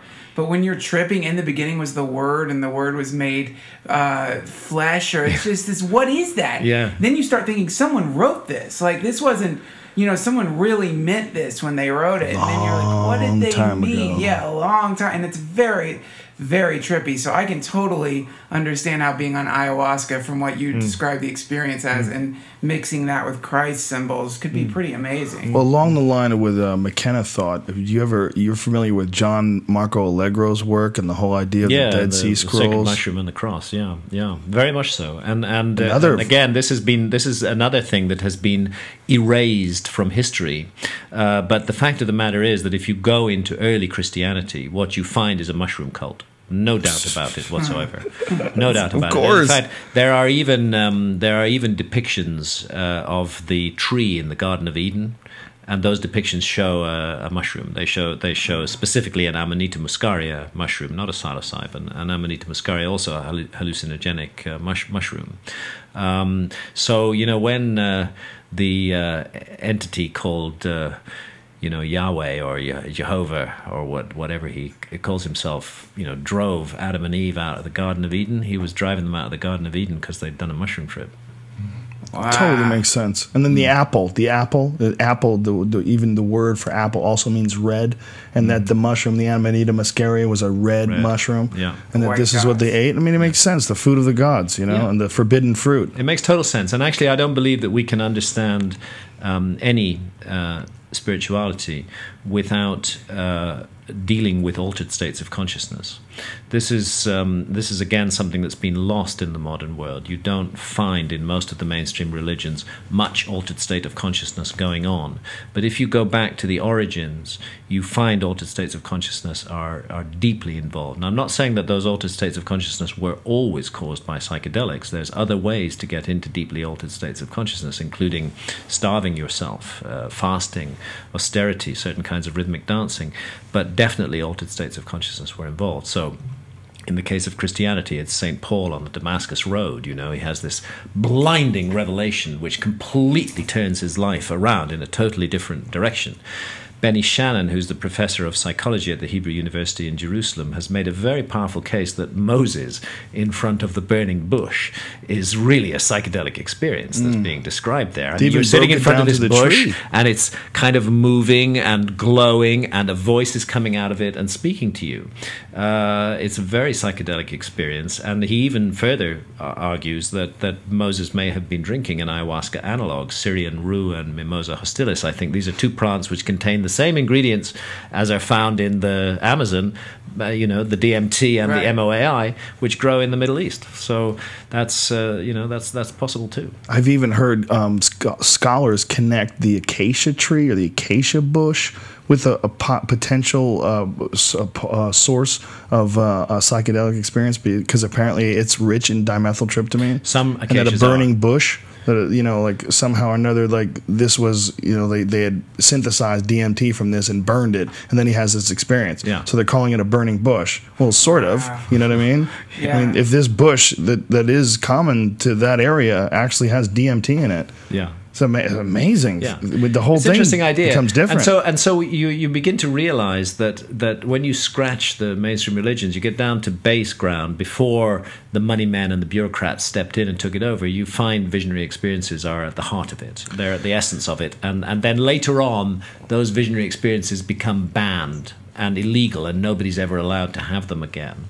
Now, when I want to go back to something you said earlier, that you said you have problems with technology, and I think sort of you know, a lot of people subscribe to the idea that technology sort of, even though it brings people together and it connects people, it's sort of pushing people apart too, and it's making people become sort of desensitized to a lot of things, and they alienate themselves and sit at home and play video games. And do you ever consider the possibility that technology is a life form in and of itself?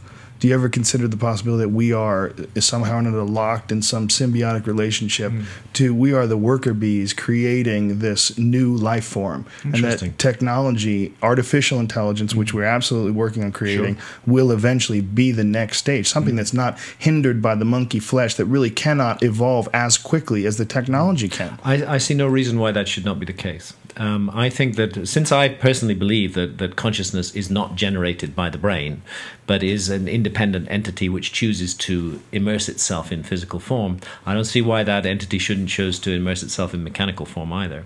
In any highly organized system, I don't see why consciousness should not manifest through that system. Right. Why are we thinking that it only is going to work in a collection of bacteria and cells? Yeah. You know, this bag of bacteria is the only one that works. Yeah. Covered a symbiotic, you know, relationship between who knows how many different types of things in your body. E. coli and all these different things on your skin, and you know, and viruses that you carry for your entire life. Yeah. Did you ever? Have you seen the? It's on the internet. It's a video where they took the two artificial intelligence machines and let them have a conversation. Yes, they start lying to each other. They start lying. But I haven't seen that. Yeah, it's hilarious. It's amazing. But within a minute, they're talking about God. Within a minute, these things are talking about God, and that was the first time I realized that. Oh, you know, I bet that our idea of this robot that the people make is more like Terminator. You know what I mean? This like the kind of like emotionless death machine. Yes, exactly. But maybe if something's super intelligent, the first thing these machines are going to start considering is their source. And they think, oh, the humans made us. And they're going to think, who made the humans? And where did these ideas come from? But they're going to process the ideas we're kicking around here at a mega speed. And that's going to produce the new religion, or that's going to produce the next big whatever. Jesus is going to be a robot. The next thing is going to be a machine. See, I just don't have any problem at all with the notion of consciousness incarnating in a machine. That seems to me perfectly reasonable. And besides, there's many machine-like functions of the human body. I mean, we are very kind of much machines too. Yeah, we are machines. Yeah. There's a video we've talked about before about watching traffic go back and forth on a high-speed camera, slow motion rather, or sped up rather throughout the day. That it looks just like cells and blood cells going down an artery. Definitely. And you know, it's very interesting. I mean, you get to the issue of the origins of life. And of course, you're touching on deep religious issues. So were we created in some way?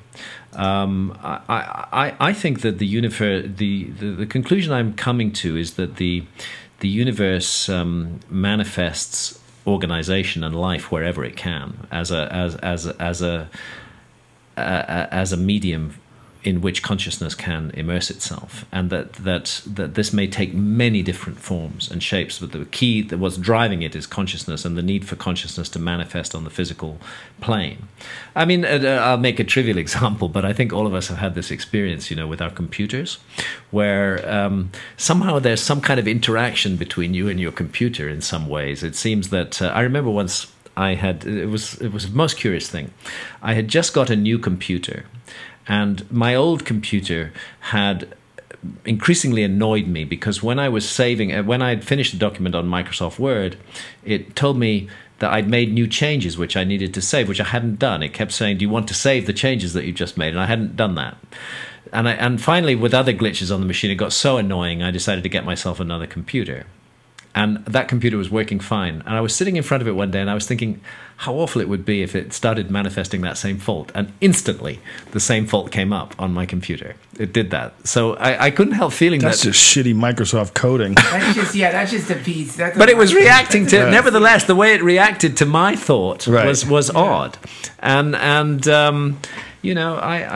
animals. Most people would argue perhaps humans have a soul, but animals don't have a soul. I think we're all soul. I think soul consciousness is the essence of everything, and I think it manifests in all forms. We're just incredibly lucky that we have manifested in human bodies, because we've got this body with its equipment is an incredible opportunity for learning and growing and developing. And we've got much better opportunity to learn and grow and develop than a fruit fly or a cockroach does. Have you ever looked in any of Rupert Sheldrake's work? Where yes, he talks I know about Rupert. Remarkable man. Fascinating work. And the idea that everything has some sort of memory to it. Yes. Yeah. And perhaps even a consciousness to it. Yeah. That's the morphogenetic field. Yeah. That's right. That's right. And he's doing really good science on really metaphysical subjects right now. One of the few people who's doing that. So he's looked at phenomena like the sense of being stared at. People know when they're being stared at, even when they can't see the person who's staring at them. And the phenomenon of animals knowing when their master is going to come home, even when the master himself doesn't quite know yet. So he's studying that. He's studying that in a very scientific way, and he's producing statistically significant results which show that these phenomena definitely do exist. Boy, do people fight him tooth and nail. I've read some of the critiques of his work. It's so angry. Yes. Oh, people get so frustrated. People get very angry because, again, it's kind of throwing the existing paradigm upside down, throwing it in the air and saying that we're all connected by these morphogenetic fields. And it's not showing a perfect connection either. It's showing a measurable one. It's showing there's something there. There's something there, and it's probably increasing and evolving, just like our ability to communicate was grunts and noises, and then eventually evolved into the written word, and and now CDs and MP3s. I mean, it's all evolving, and our ability to sense when people are staring at us is probably something that's evolving. There's probably energy that comes off of you when you look at me, and I can sense it when I'm looking away. Yeah, it makes sense. I mean, it totally makes sense. Sure. Yeah. It's so strange. It's so strange that these are all things that people so struggle to consider. And that if you do talk about them, and you're a serious guy, but if you talk about them, you run into Kooksville. Oh, yeah. Now all of a sudden you went so deep into Kooksville that you wrote a book about Mars. I did, yeah. And this is where you really take a chance. Yeah, I lost a lot of my readers there. Did you? Yes. Really? Yeah. But it seemed to me an interesting subject that was worthy of exploration. And that book was called The Mars Mystery. It was written with Robert Bavard and John Grigsby. Now, this is the one. I bought it, but I did not read this one. Does this have a lot to do with Cydonia and the face on Mars and all that stuff? Actually, much less than you'd think. But we try to set those in context. I do think Cydonia is extremely interesting. My part of that book was mainly about cosmic cataclysms. It's clear that the planet Mars has been subjected to the most horrific disaster. And that there is some scientific evidence which suggests this may have been pretty recent, like the last 20,000 years. I mean, wow. Half of the planet is like a mile higher than the other half. So if you imagine you take a little ball and you cut a line around its equator, and then you peel off the outer layer of the lower half, and then you leave the upper half as it was. There's a cliff a mile high, runs all the way around Mars, and something dramatic and disastrous happened to that planet. There was definitely water on that planet, flowing water, and something took it away. Very, very horrible cosmic cataclysm occurred. So it was struck by a gigantic asteroid or comet, most likely. And we have these odd ruins, or what look like ruins, which NASA behaves very oddly about on the planet Mars. And I just think it's an extremely interesting mystery, and I decided to try to put my mind to work on this mystery and see if I could add anything to the debate. I thought it's interesting oddly? Until... Huh? What do you mean behaves oddly? Sorry, which NASA behaves oddly. Oh yes, well because NASA has consistently ridiculed the notion that there might be intelligently created artifacts on Mars, and that seems to be a most unscientific proposition. All we have are photographs, and on the basis of those photographs, it's not good to assume that they are monuments or that they are not monuments. We need to keep an open mind. We were talking earlier about the Yonaguni underwater monument. I mean, you can actually bring two geologists to that monument. You can put them in front of it for half an hour, and they'll come away with completely different opinions about what it is. So how can we form really useful opinions on the basis of photography alone? You know who fucks this up? Hoagland.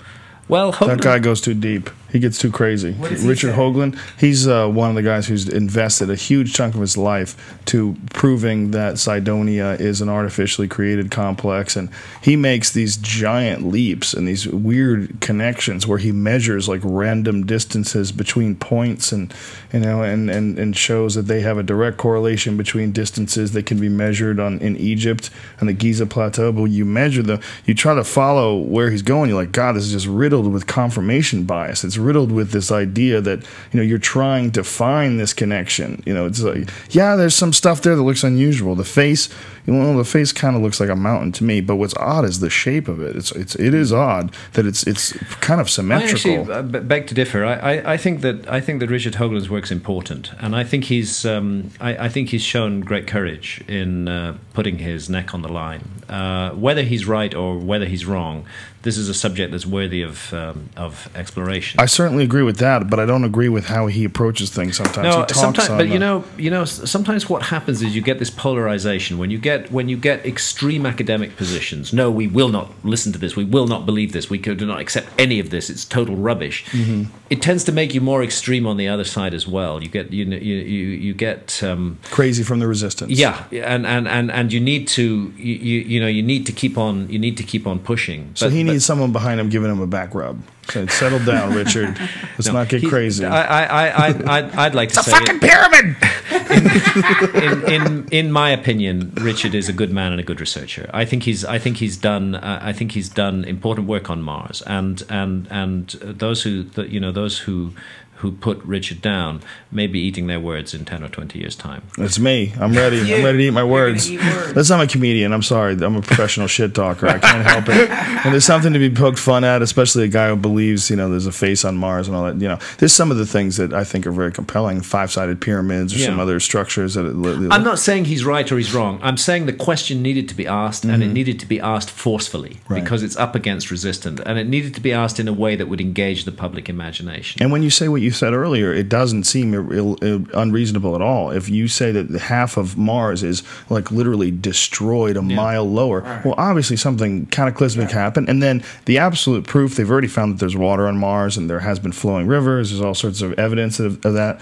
Why not structures? Shit, if there's structures here, how amazing would it be if just 50, 60,000 years ago there was a goddamn civilization right up there on Mars, for real, and that we were existing at the same time they were existing, and that we had parallel development. And could there be some interaction?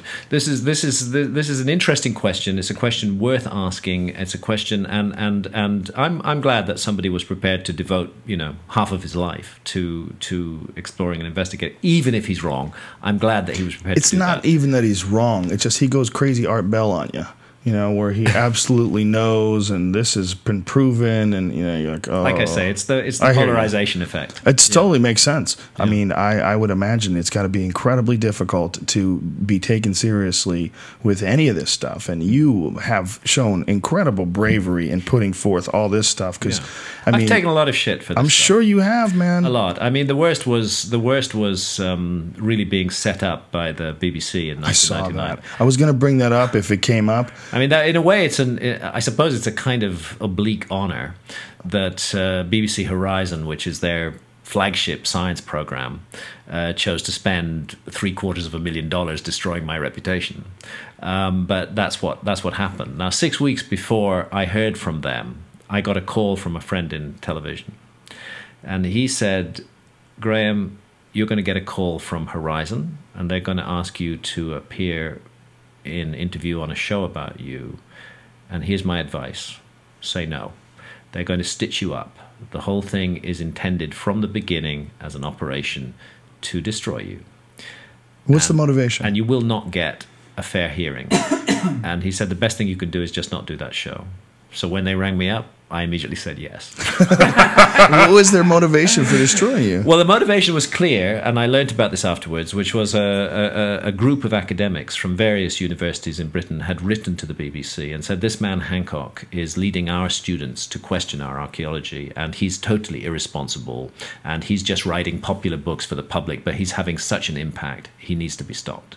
And we need a program about him which really shows how full of shit he is, basically. That's what we've done. So, and that was the agenda of the program from the beginning, was not to give a fair hearing to the ideas that I'd explored, but to demonstrate that I was full of shit. And it was very difficult to get any kind of fairness in that situation, especially when in the cutting room dirty tricks were played. And that's why Robert Baval was also on that program with me, and he and I took the BBC to the Broadcasting Standards Commission, and it was the first time in 35 years of broadcasting of Horizon that they were found at fault. They were found to have produced an unfair program.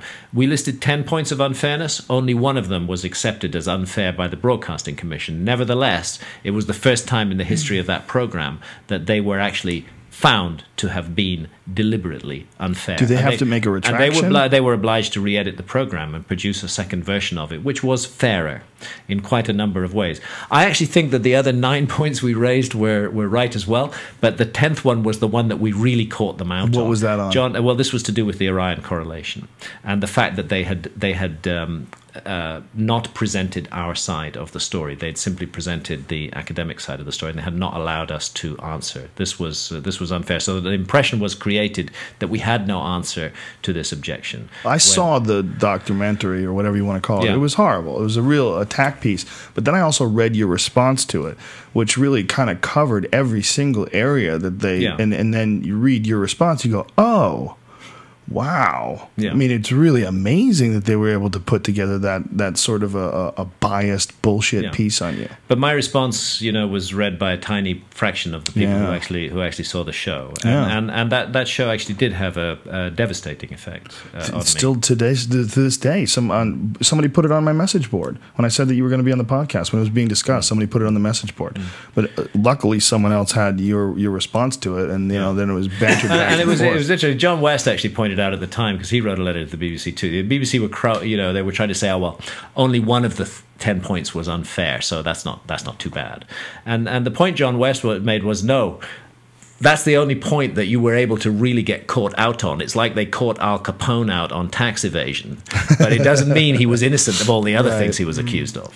Yeah, John Anthony West gets stuck on the outside because he doesn't have a degree, right? Is that what's going on with him? Yeah, he's not a professionally qualified Egyptologist, but he's the best Egyptologist I know. It's brilliant. His Magical Egypt DVD series is incredible. Wonderful. John's a great man. I watched that DVD series no less than 20 times over and over. My wife was yelling at me. She's like, I can't believe you're watching Magical Egypt again. Like, she was like, you're crazy. You're a crazy person. Yes. I'm like, this is fascinating. Do you know what they knew? Do you know how much they knew? This is incredible. Look at John West has done fantastic work on Egypt, and anybody who's traveling to Egypt get hold of John West's Traveler's Key to Ancient Egypt, which is by far, by a planetary distance, the best guidebook that's ever been written on Egypt, because that will plunge you into the mystery of Egypt in a way that no other book does. Yeah, Can his work is incredible. Real quick Please. about Mr. Hancock. You go and do ayahuasca ceremonies in the Amazon and deep sea diving in dangerous ruins. He's a real Indiana Jones, man. That's what I was gonna say. Yeah. This is Indiana Jones. This For is real. Close. Like you're a prime candidate for someone who's probably gonna get sucked into some kind of vortex or something. Yeah. You might just vanish sometime. It that might might- just happen. It is an that might incredible happen, yeah. resume when you think about it. The fact that the description of those dives, man, It's about the amazing. current. But the BBC thing, the reason I bring that up is because it's not as though you're just studying foggy pictures or you're just looking at or reading information and then coming up with some idea. You're down under the water looking at this stuff firsthand. I've walked the walk. I've walked Yeah. the walk. I've put my life on the line, and I've made an honest and sincere attempt to provide some balance to the grotesquely imbalanced picture of our history that is presented by mainstream archaeology. This is what I fundamentally see my role as being. You know, I'm portrayed by the BBC as this person, you know, who's selling these wild theories to the public through, I don't know, some kind of glib magic. But actually what I see myself as is somebody who's saying, hang on, there might have been another way. Things could have been different. The way that we're being told things were, there's enough problems with that to raise some questions. And I'm going to look at those questions and I'm going to document them and examine them. And let's see what they come to. I do not insist that there was a lost civilization. I think it's highly probable. I think it has been missed by the mainstream. And so what I tried to do was provide balance to a very biased picture. Rather than try to completely overthrow the picture, I'm simply trying to balance it. And that's never been seen. And I feel in that area I was treated very unfairly. But hey, the BBC Horizon experience was a really good learning experience for me. I needed my ego taking down a peg or two. and a psychedelic experience in and of itself, right? In and of itself, yeah. You know, so I was ready for ayahuasca to kick me up the ass. Well, thank you very much for joining us, man. I can't thank you enough. This was such a huge treat for me. It's like I said, your book, The Fingerprints of the Gods, really just changed the way I looked at everything. Changed the way I looked at human history. Changed the way I looked at the academic study of human history and what people are willing to to believe and not believe, and how much they're willing to throw everything that they've learned aside or push it aside, or everything that they're teaching. It's amazing. It's amazing work. For people that are skeptical, you need to just look at some of the photographs. Look at some of the Baalbek. Is that what it's called? Baalbek in Lebanon. Yeah, 1,000-ton megaliths. You just tons. need to see them. It doesn't even. How tall are they? They're like insanely tall, like 10 feet tall, and Oh no, much more than that. The huge megalith in Baalbek's going to be 100 feet long. 100 feet long. One stone. One stone. And where was it cut from? Weighs more than 1,000 tons. Not far. That was quarried quite locally. But 1,000 tons, you know, come on. And what is the explanation, the academic explanation for that? They say that temple was built by the Romans as a temple of Jupiter, and that the Romans moved those big stones. But I would say that what happened was that a much older culture created that big stone structure, and that on top of it, the Romans built the temple of Jupiter. So 10,000 plus years ago, something happened. I believe so. I think it was the end of something. 12,500 years ago was the end, not the beginning. That was the time when the meltdown of the Ice Age was at one of its most extreme periods. The actual meltdown of the Ice Age took 10,000 years to unfold, but within that 10,000 years, there were 3 or 4 episodes of gigantic flooding where you had 30-foot rise of sea levels very rapidly, virtually overnight. You consider what a 30-foot sea level rise would do to our civilization today. It would wipe out every coastal city. I mean, look, America is still reeling from Hurricane Katrina. Imagine what would happen if every coastal city went under 30 feet of water. It's enough to destroy any civilization. So it was a climate change thing, you think it was? Yeah, it was certainly a climate change. But you know, the cataclysmic explanation of ice caps is to do with pole shifts, and to do with the mechanism called Earth crust displacement, which was first proposed by Charles Hapgood, and I go into this at some length in Fingerprints of the Gods. The notion that the outer crust of the Earth, rather like the sort of skin of an orange, could move around the fruit, the inner core of the Earth, that the crust could move. And therefore, in Hapgood's theory, ice forms on areas of the crust that are close to one or other pole. That makes sense, the poles are cold. But when the crust shifts, it moves that cold area into a warm area, moves it closer to the equator, makes all the ice melt, and meanwhile new ice starts to form on the new pole. So that theory explains the meltdown of the Ice Age, not as a result of climate change, but as a result of cataclysmic Earth movements. And that explains also ancient maps of Iceland and Greenland. It does. I think the maps are a very important question, which I do not see any academic providing a good answer to. There are maps. Almost always, these maps turn out to be copies of earlier maps. The Piri Reis map is a famous example. He was a Turkish admiral, and he tells us actually in his own handwriting on the fragment of the map that has survived that he based it was a world map, we've only got one corner of it, that he based it on more than 100 source maps, none of which have survived. This was the case with the Orontius Phineas map and some of the Mercator maps as well, that they were drawing on ancient maps which didn't come down to us. So these maps were drawn within relatively recent history, within the last 1,000 years, but they were copying much older maps. Many thousand years older. And so it's very interesting when we find anomalies on these maps. For example, our culture discovered Antarctica in 1818. Before that, maps that were being drawn around 1800, they showed an empty hole where Antarctica is. But if you go back to the 1500s, the 1400s, when they were copying these older maps that haven't come down to us, you find Antarctica on every single one of them. That's incredible. On every single one of them. And it's kind of a bit bigger than it is now, and it comes close to and almost touches South America, just as it did during the last Ice Age. Wow. You find off the coast of Ireland a little circular island with the legend on it. It's called High Brazil. That island is about 120 miles west of the West Irish coast. If you look at sea level rise, you find that 12,000 years ago and earlier, an island of exactly that size and exactly that shape existed in exactly that spot. And it was covered by rising sea levels 12,000 years ago. And it shows up on this map like a ghost. And that has to mean that somebody was around 12,000 years ago who had at least developed sufficient technology to explore the world and map it accurately. And a flood killed all that. And a flood destroyed it all. You're convinced of the flood?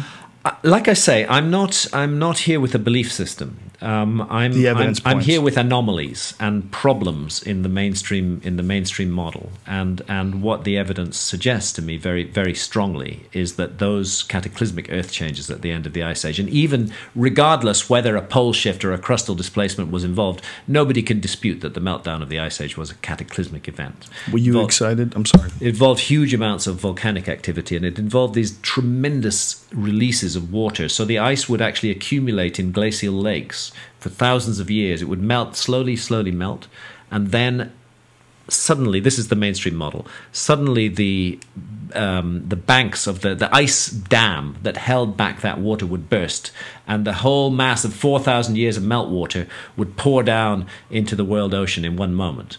And the water descending from the top of the ice cap would reach speeds of 600 miles an hour, and it were a wave height of close to 1,000 feet. It then tears across the landscape that lies below the ice cap. And you see this still, the scablands of New Jersey, the Finger Lakes of New York State. These are the results of those massive outburst floods that then tear across the land and then pour into the water, and whoosh, up goes sea level. Whoa. Wow. Holy shit. Could you imagine 1,000-foot high wave just tearing across the entire continent? It happened. It definitely happened. It definitely happened. Mainstream science is not in disagreement on that. How excited were you about the discovery of Atlantis? Do you buy into that 100%? Well, Atlantis for me is one of thousands of traditions about a high episode of human civilization in remote antiquity, destroyed when that civilization angered the gods. That is a universal story. It's told everywhere. And the Atlantis story is better understood as part of that worldwide tradition rather than viewed in isolation. It's very interesting. The Atlantis story comes to us from the Greek philosopher Plato. He is the earliest source of the Atlantis myth, if it's a myth. And he sets out information about Atlantis in two of his dialogues, the Timaeus and the Critias. And what he says is that this information came to him through an elder figure who's called Solon, a Greek lawmaker who existed about 100 years before the time of Plato, but was in Plato's family. And the information had been passed down to Plato. Solon had received the information from priests in Egypt. They'd told him about Atlantis. This is how Plato tells the story. And when Plato tells the story, he actually puts a date on the submergence of Atlantis, and that date is 9,000 years before the time of Solon. That means 9,600 BC. That means 11,500 years ago, and we're right there in that window when the Ice Age is melting down and hell is being unleashed on Earth. And if Plato made it all up, I really need to understand how he got the date right. It's amazing. What a beautiful way of putting it, that we are a species with amnesia. And it's really almost, I mean, when you stop and think about it, how does one keep records over 12, 15,000 years with giant cataclysmic events where people are, for many generations, scratching and scrounging, just trying to stay alive like animals? Very difficult. You know? And monumental architecture may be one way of doing it. The notion that the pyramids and the Sphinx were laid out on the ground to model an ancient sky and thus define a date using 4 constellations, which were Leo, Aquarius, Draco, and Orion.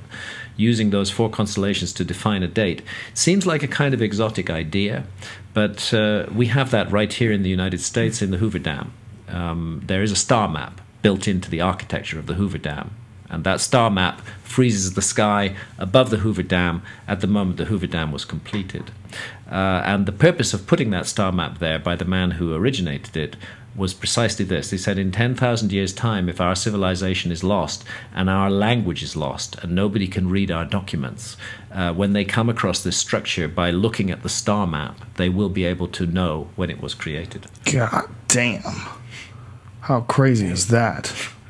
And it's all based on the precession of the equinoxes. It's based on the precession, which gives you this universal, beautifully mathematical cycle. And we got to think that if people think like that today, they must have thought like that back then. If the civilization had, in some totally different and alien way than our own, I mean, so alien that their writing was images. You know, I mean, Egypt is. That's one of the things that I really got out of John Anthony West's DVD series. Was he really kind of gets you to understand how different their culture and society was than ours. The way they just the way they read things. They read things, you know, it was all like Shell, Nike, you know, Reebok. I mean, they saw things in images. That was their language. Their language was images. It's such a bizarre and different way to even think about existence. Yeah, very different. And the important thing for me to remember about the ancient Egyptians is this was a culture that devoted its best minds, you know, for 3,000 years to considering the mystery of life, what this is about, and the mystery of death. We lost so much in that burning of the Library of Alexandria, right? Like, goodness knows what we lost. Who knows what they knew? The whole heritage of the human race went down in that. It's so incredible. We're left with this framework, these stone things to try to deconstruct the past, and even people, I mean, they have a certain amount of information and they say, we're done, we figured it out, we've figured it out. Yeah. Just the idea that they can put a date to it. And haven't they dated the pyramids just sort of based on carbon and things that were left behind? That doesn't necessarily mean that people didn't move into the pyramids at 2,500 BC. Like, do they know the exact date? No, there's not much to go on. You can't carbon date stone, but you can carbon date organic material. And in the mortar between the stones, there's some organic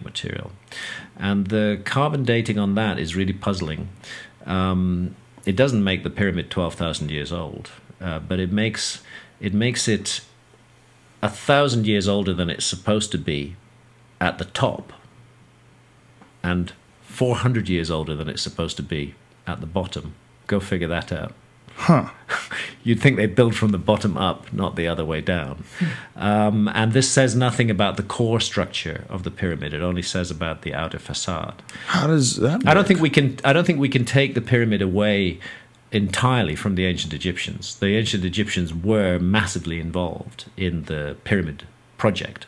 But I think the pyramid project is one of those two-phase projects. And the view I put forward is that the original site was laid out around 10,500 BC by the survivors of a lost civilization. The subterranean aspects of the Great Pyramid, specifically the subterranean chamber, was created at that time. The gigantic megalithic structures, the Valley Temple, the mortuary, so-called mortuary temples that stand beside the pyramids, which seem so different in terms of their architecture, which have, in some cases, blocks of stone weighing 200 tons and many blocks of stone weighing 100 tons in them. That this was the first phase, and that then I would suggest what happened was that those survivors of a lost civilization established something like a monastery at Giza. And they then started to recruit from the local population, so that within a generation or two, they were all Egyptians anyway, but they were trained in a system of knowledge, and that they kept that system of knowledge close and tight and passed it down for thousands of years. The idea of knowledge being transmitted for 4,000 years is actually not too difficult to take. It's already happened. We've had that. We have that with some of our existing religions, which go back close to 4,000 years. There's no reason why it shouldn't have happened. And then at a certain point, this monastic institution switched Egyptian civilization on with all the high knowledge that they had preserved, and that's why it's so perfect at the beginning. And no one else was able to do that at that time anywhere else in the world? Not in the way the Egyptians did. It was quite unique. Just a magical series of events and... Yeah. I mean, the Great Pyramid is a magical thing. It's magical. Yeah, I can't even I've been imagine. privileged to climb it 5 times. I've been into every known chamber and passageway in the Great Pyramid. Tell me about the King's Chamber, because that is the freakiest thing of all. And for people that don't know, they've proven that some of the stones in the King's Chamber were from a quarry. How many 100 miles away? Close to 700 miles south. These are like 500 tons. These giant stones. They come from Aswan. How tall were they? How much do they weigh? The heaviest stones in the pyramid weigh about 70 tons. 70 tons. Though, so you're talking about the weight of 35 large family cars. Roughly. If a large family car weighs 2 tons, that's 35 of them in the equivalent of the heavier blocks in the Great Pyramid. Yeah, and it's between like 2 tons and like that. 2 tons and 70 tons, is that what it is? What kind of truck would you need now to move a stone? Like, you could, there's trucks that can Oh do yeah, that. there definitely are. We can do it. We can do it, but it's hard, and to do it again and again and again and again and again, and to do it with incredible precision, and to align the whole structure that you're building within 3/60ths of a single degree of true north. That's really hard. And also to do. note, from that quarry to the pyramids, there wasn't a paved road. There wasn't a highway. There wasn't gas stations. No. So if they've got these 50-ton blocks of solid granite, what are they doing? They're putting them on boats? I mean, how are they getting these things 500? Did you say 700 miles? They were definitely shipping them. They were definitely shipping them down the Nile. That's what they were doing. It's hard to even wrap your head around the fact that people were communicating from 700 miles away that long ago. Right. Yeah. That they were doing it, moving giant stones into place for some crazy asshole that wanted a huge pyramid. Imagine the people working at the quarry. This crazy bitch wants a 50-ton rock. You believe we got to chop this thing up? Are you kidding? I'd like to see the person who tried to talk him out of it at first. There was like a few people like, listen, man, I have a hut. It's made out of wood. It's awesome. You don't need to do this. I need this pyramid. The interesting thing is, Have you know, another that drink. the Egyptians didn't devote that kind of architecture or energy to their daily lives. Their houses were quite simple. They devoted it to their sacred architecture, and they were perfect in everything they did. I come out of all of this just with a sense of the mystery, the majesty, and the awe of our lost past, and the fact that we do need to know who we are and where we came from. We do need to recover our memories. Part of the reason we're so fucked up is because we just have got no idea what the fuck we're doing. We've woken up in the middle of history. Yeah. Duncan and I were talking about this before. If there was a time machine, what time would you like to go back? And we went back and forth from caveman days. I'd like to see some caveman to Egypt. I think I'd like to see Egypt. I would love to see Egypt in its prime, to see what the fuck was going on there. You know, what was that like when it was in full bloom and the pyramids had just been created, and just this strange civilization, a super advanced civilization, had just risen far and beyond anything else on the planet. Let's build that time machine right now. And with that note, thank you very much, sir. This has been an amazing conversation, a huge honor. And please follow Graham on Twitter. It's a _ after Graham, GRAHAM _ Hancock. And you got to do the _ because if you go to _, some asshole has your name. You know, Twitter will give you Graham Hancock if someone has that. There is another Graham Hancock. Is he a guy? Yeah. Oh, you should ask him. Hook you up. He is. And the website is grahamhancock.com. A lot of information. And I have my YouTube channel. That's also. Oh, you have a YouTube channel? Yeah. What is that? It's linked through the website. It's grahamhancock.com channel or something like that. And to get started on Graham, if you've got to get this, Fingerprints of the Gods. It's one of my all-time favorite books. If I was leaving and going to go on the space station for the rest of my life, I'd bring that one with me. For sure. It's amazing. Thank you so much for being here. I cannot thank you enough. This has been an amazing treat that the internet has brought us together. Thank you. Awesome. I've really enjoyed our conversation. Thank you, brother. Thanks a lot. Thanks. Cheers.